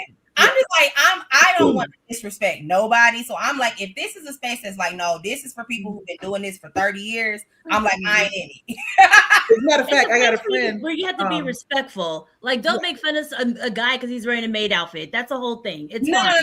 Because first of all, I'm like, I could never even create any of those outfits. So one, it's admiration. Most of it is like, how the hell are you getting this tail to stay on and it's 90 degrees out here? Right. You know, like how did you feel even really do being a nerd? I'm screaming. Yeah, you're a little nerd. It's okay. It's okay. We're gonna get you there. We're gonna start you off next weekend at Blerdcon, because Blerd is Black nerd. And so this will be the blackest convention you'll go to. It's a great place to start. I'm gonna learn how to play spades. I cannot wait. Okay. Listen, I'm going there incognito. I know I may not know a lot of people, so I'm gonna go in there incognito. I'm gonna say hi to y'all, and I'm going to do a video on it because my experience, I feel like it's gonna be funny. Yeah. Right. Hold on. Couple things. First of all, you are widely known on TikTok and YouTube. You're gonna go to BlerdCon and people are gonna stop you because they know who you are. Yeah. The same way we saw Tony Weaver. Right. So people know who Make That Magic is. Trust me. So you're going to go there and you're just going to be a celebrity, essentially. Secondly, you are a nerd because of your passion. How you talk about the things that you are consuming, that passion, that makes you nerdy in my mind. Okay. I love it. Yeah. And then, I'm down to be whatever it is. But I just wanted to make sure I wasn't being disrespectful, honestly. No, I've never considered you is not just showing up and talking about people is disrespectful. No, right, showing up and just asking questions, making fun of people at these cons, that's disrespectful. Right. Okay. Like just making content because you're enjoying it or you're learning something, that's not disrespectful. And people love to be interviewed about their costumes. Like if you're recording, they love being interviewed about. Tell me how you made this. Like how long did it take? Oh, they'll talk to you for 30 minutes. Okay, this is good to know. Marc, I genuinely don't think that people will recognize me in person, and that's they will. You'll be surprised because I get recognized, and I'm like, oh my god, stranger danger. So you're gonna get recognized. But I'll let y'all know. But I definitely still want you to send me that information. So we're gonna send you all the information. And another thing, BlerdCon is gonna turn you out.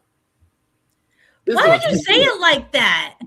You know what? If you know your word choices, Marc. Your word choices are horrible. Right. When you hear somebody say, I'm going to turn you out, I go straight to, you know what? Okay. Yeah, look, where we all did. BlerdCon is going to make you want to do it again. Yeah. Okay. Yeah. It's a gateway drug. It is a gateway. That's I would rather you say that. BlerdCon. Yeah. Because BlerdCon, I've been attending since year 1. Last year was my only exception because I had a work event that kept me from attending last year, but I've attended every year. Now, this is a dumb question. Who's the organization that does BlerdCon? Hilton George.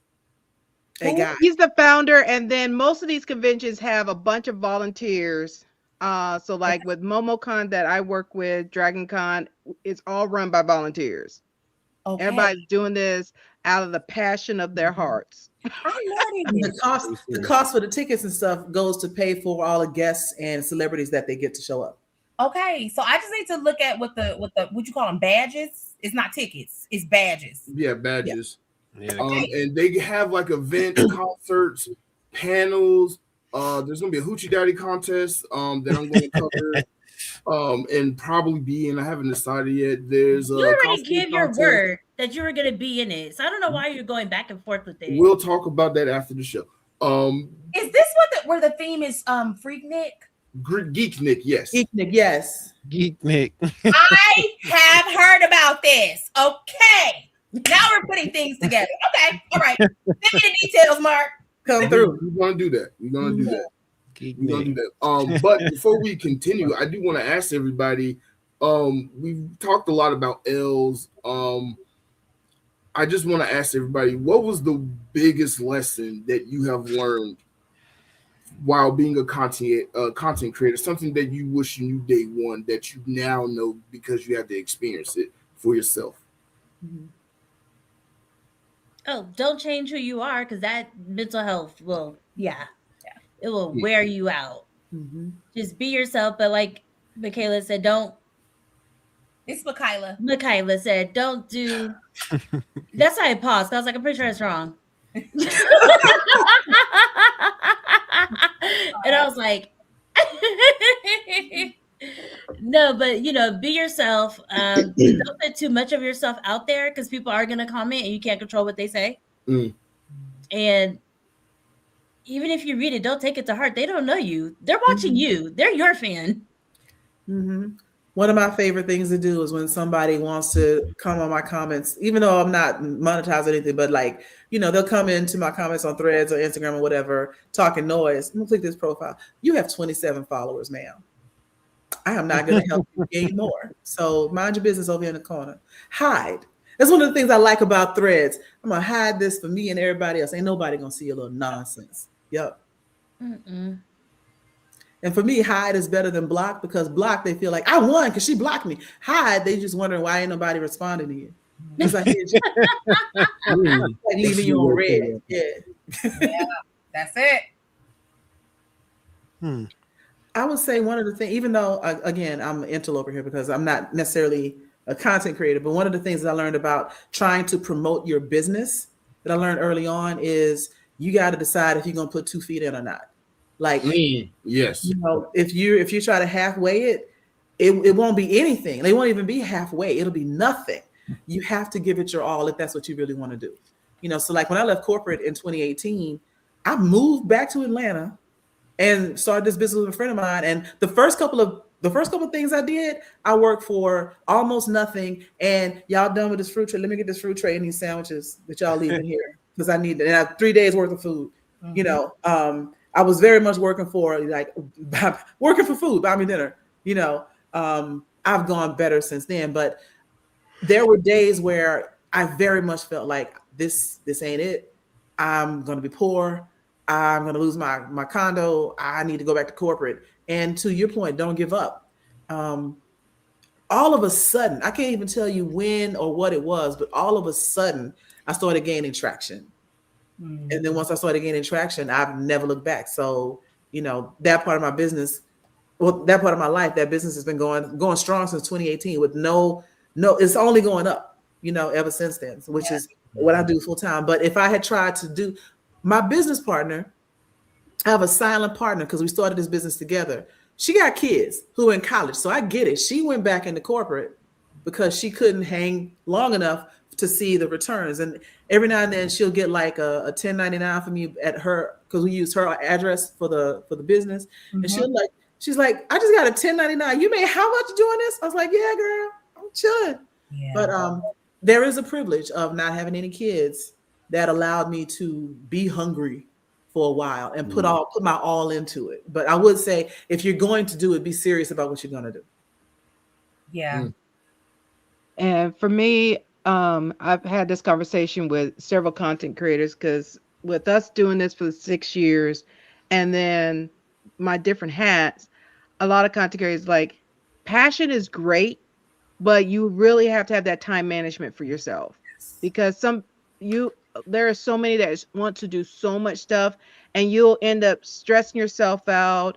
You end up burning yourself out because you're trying to do all this. And because now you have this platform, you can still do it, but you can take your time, knock this out before you start adding all these, all the stuff on your plate. Because like we talked about, most people who are doing this, is balancing a full-time job and the rest of life, because life has been lifing these last year and some change.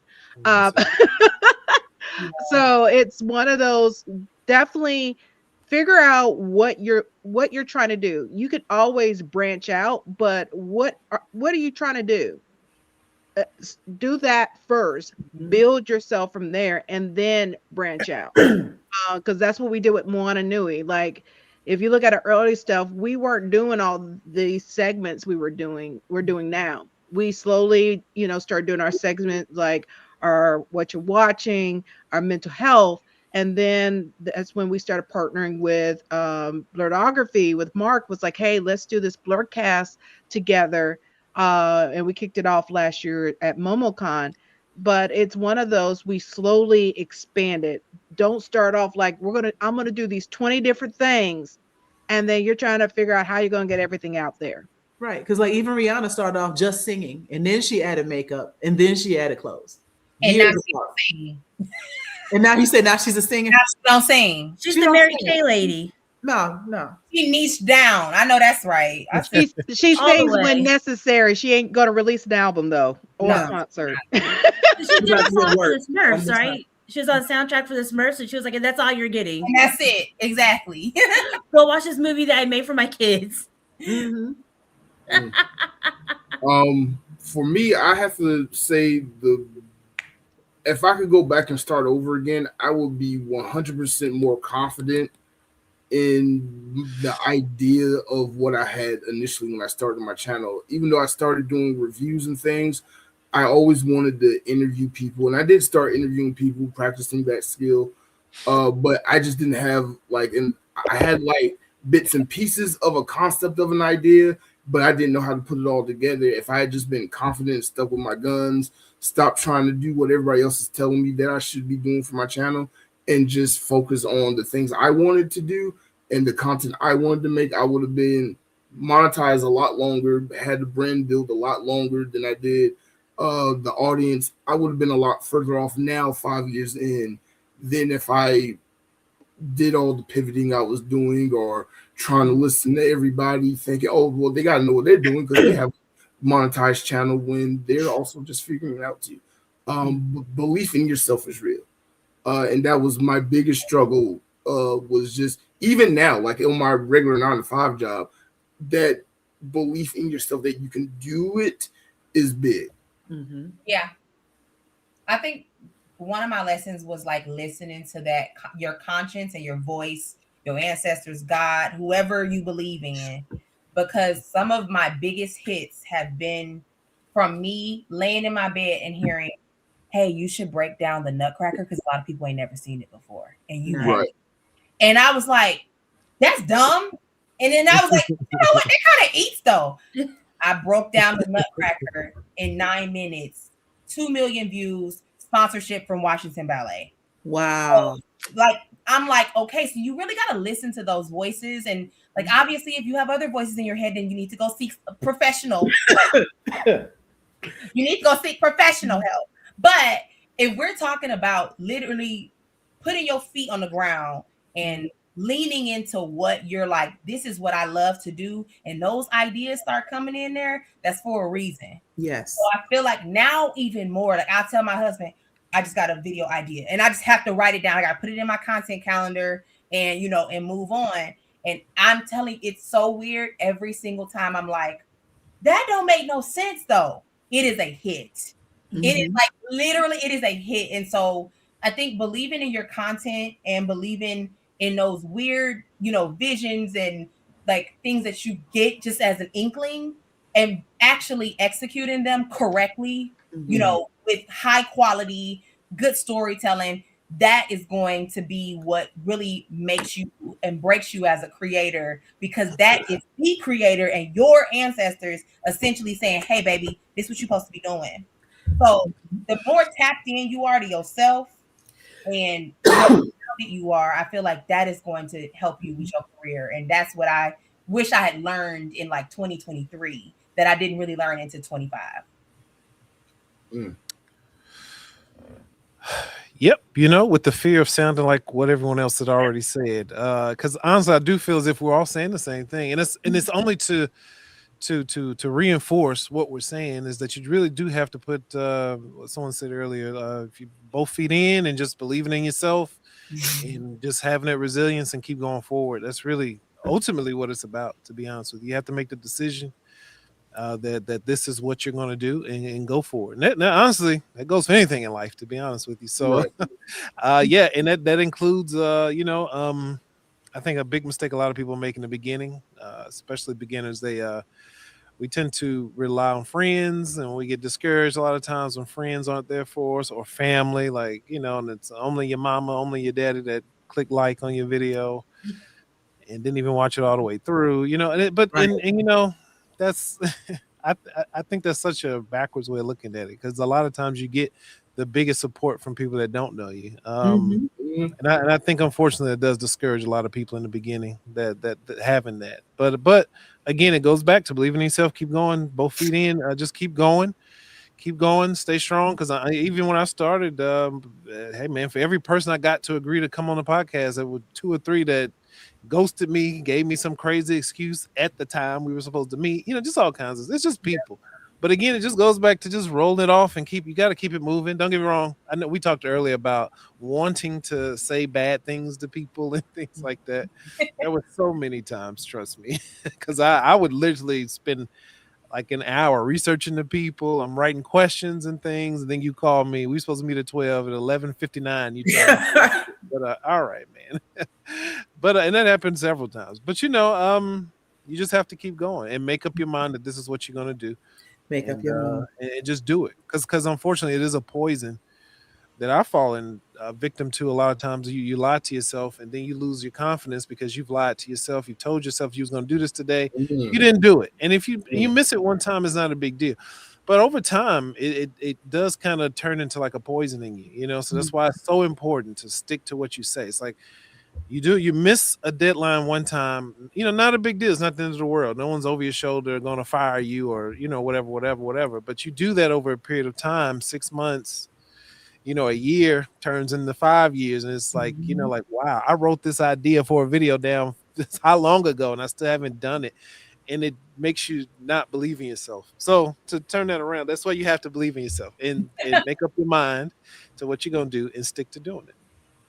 I agreed. And I've learned this because me and you have dealt with each other a lot, but stop comparing yourself to other people. I know that was my biggest lesson I had to learn. Everybody is the thief of joy. Say what? Comparison is the thief of joy. Yeah. Yeah. Everybody has their own journey in content creation. Your path is not going to be the same as Make That Magic or the Content Bebop or Supreme Eternity, Moana Nui. Everybody's path is different. You got to stick to what works for you, not what you think is going to work for you and not what you're trying to do. Stick with what works for you. Add on stuff as you go. I was the type of person where I wanted to do something and I would just throw stuff at it, and just keep adding on all these different ideas of stuff to do and just burn myself out. Now I'm just like, nope, just stick to this one thing. And if other stuff happen, maybe, but just stick to the one thing. But everybody has their own path. Learn what your path is and just enjoy your journey. This is your journey. This is not a competition. But then I know me and Marc were talking about the difference between an influencer and a content creator. And I think it's a huge difference. I think people need to understand the difference. Yep. So I didn't learn it until 2020 when COVID happened. And all of a sudden the people I was following, they were not that interesting anymore. They couldn't go outside. So they couldn't influence me to go do anything. But then the other people who are actual content creators, I was like engaged. I was entertained. And I was like, oh, so that's the difference. And now I'm seeing them like in movies and TV shows and commercials. Right. They actually have something that they actually have some type of talent that they leaned into. And now they're actually doing it on a bigger scale. And so don't compare yourself to an influencer. They're not real. Right. The Get Ready With Me crew. No. Right. Oh my God, yeah. We influence things, but we're not saying like go out and do this. More like if your experience or you're covering something or whatever, And sometimes it's literally you telling the story, and that can make people want to like look into something or whatever. But I think what I've seen, the thing that I've seen with content creators the most, that I would advise against is people thinking, now that you have the 500,000 plus followers, now that you have the brand deals, oh, now you don't do the small podcast anymore. Oh, now I'm going to charge you $2,500 to sit on your computer to talk. Like, to me, now we got a problem, because what are you actually in this community for then? If everything that you do, you charging for, or now you too big, with people, I think that's bullcrap. And RuPaul said, you are never too big for small things, because small things are blessings for other people. Right. Bless other people, you get blessed in return. And I never forgot that. I was like, oh, so people, that's what people do. They just straight up stop being a part of the community because they get money. Yeah. That's so what myself, I'd never be a part of that. That's not at all what I got going on. So literally anybody can hit me and be like, yo, can you join my podcast? Or I would love to, talk to this. I'm like, yeah. Why not? Right. Yeah, like you said, like you can influence people, but you still have something. So I could see you, like, you're already on a bigger scale. You're already on the red carpet. Right. But somebody who's an influencer, they can't do that. No. And sometimes, like you said, it seems like some people get to that level and then they go to influencer. And it's like, wait, I followed you first because I thought you were interesting. Your content was interesting. And now you're just pandering all these things that I do not want. Yeah, you're just selling stuff, literally. I do not need this skincare from you. Right. Like, tell me your take on this movie, though. I don't care about the products they use in the movie. Just tell me about the movie. Yeah. I don't do a lot of product stuff. People pitch stuff to me all the time. I don't do that. The one CPG thing that I am working with, though, is Clearly Canadian, because they're nostalgic. Like, I remember drinking Clearly Canadian. And so when they reached out to me, it was like, yo, we love your page. We're trying to come back. I'm like, oh, this eats. Because I already used to drink y'all. Right. And, now I'm just an ambassador for them in a certain sense. But, you do gotta be picky. All money ain't good money. All money ain't good money. Yes. Oh my God. Yes. That's why I stopped following the Kardashians a long time ago, because they were taking every single thing. And I was just like, y'all don't use a Fat Farm prepaid card. Are you serious? Right. I was so done. I was like, okay, we're done here. I know you guys don't even know what a prepaid is. Stop. They were fabricated from the beginning, though. Yeah, then I was just like, okay, I am annoyed. So anything that they sell, I'm like, nope, that's a no. Don't do it. Yeah. That's a no. Because I know you guys will do anything, whoever the highest bidder is. I'm good. Perfect. Unfortunately, we are out of time. It's been 2 hours. Before we go, everybody, what do you have? We all got BlerdCon coming up. Let me just strike that. Tell everybody where they can find you on the internet. We'll start with you, Dana. All right. You can find me for Danique events, as you can see on my little thing here. Also, Moana Nui podcast on all social media platforms. Danique cosplay, as you see in the thing. You'll see my cosplay journey as I'm navigating that when I feel like it. And then, of course, I have the Bop that I mentioned earlier with Karen Ashley. Right now, we're on a little hiatus because they've gotten busy. So new stuff coming soon when they're ready. But you can find us on all on social media platforms for any of those, especially Moana Nui podcast. Make sure you like, follow, and subscribe so you can know about all our upcoming episodes that are throughout the month and everything. So you can make sure you're not missing any of the content that we have coming out, especially our collaboration with Blerdography that we have on Mondays. Supreme Attorney? Okay. Yeah, right, Mr. Jeff? Exactly. That was good. Yeah. Sorry, I was reading the comment. So I'm the Supreme Attorney. You can find me on TikTok, YouTube, and Instagram as Supreme Attorney. Yes, I am a real attorney. No, do not call me for free legal advice. I will not give it to you anymore. I priced out now. Thank you. Period. Tomorrow I will be posting a video about immigration because I was having a big back moment today. So I had to think about it. Told my husband, he was like, you should do a video. So that's going to happen. Mhm. And then also I just came from an anime convention cruise. So I'll be posting about that too. Cool. I want to go next time. Oh my God, you should come. It'll be really fun. Absolutely. Because I have a lot of it. It's in my face. Let it. All right. I'm Joy Stevens. You can find me on TikTok under A Moment of Joy. I'm hardly ever over there though, but Threads and Instagram at JoyRido8, and that's where I hang out. I'm also on almost all of the Moana Nui podcasts and the Blerdography Blerdkast. Usually somewhere adjacent or next to Marc, helping host some of his shows and everything. And I also have a political based podcast on Thursday nights called Steel Sharp and Steel on a different channel, which is also on YouTube. So you can find me just running my mouth most nights on the internet. And just find joy. You'll get your joy. Exactly. And you'll have a moment of joy. Yeah. So that's me, JoyRido8. And we'll move over to Marcel. Marcel Williams, you can find me on Instagram here at Marcel Samuel Williams. And on YouTube, you can find me at The Content Bebop. All right. Cool. Mikyla. Hi guys. So again, my name is Mikyla. I go by Make That Magic on all 4 platforms except Instagram. I am the Make That Magic because somebody already got Make That Magic. I will be at Blerdcon next week apparently. So yes, we gonna figure that out. Figure out how that goes. No Everclear. Oh no, thank you. What else I got going on?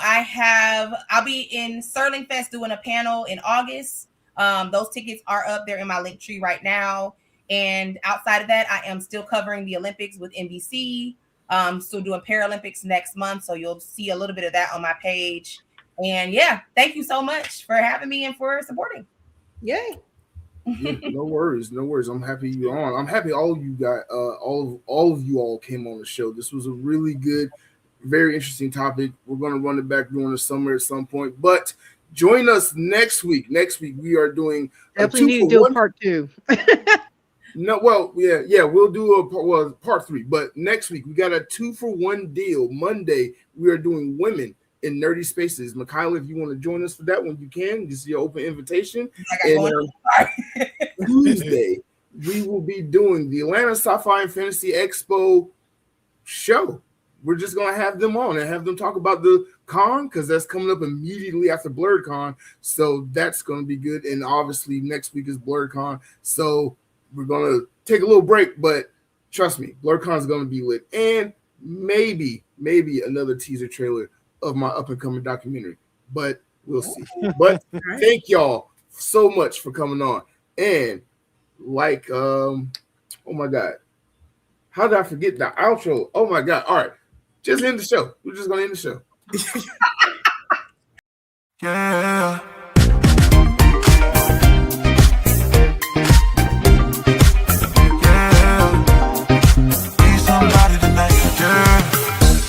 How you move it, how you wind it up. We can jump into it, we can line it up. We can stay slow with you, me.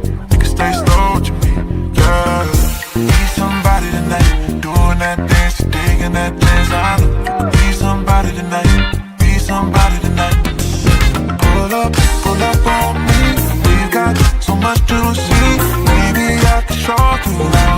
Tear your top with the top down. Baby, I don't wanna hit the friend zone. Boy, like I'm in the end zone. When you're right back, I'm local.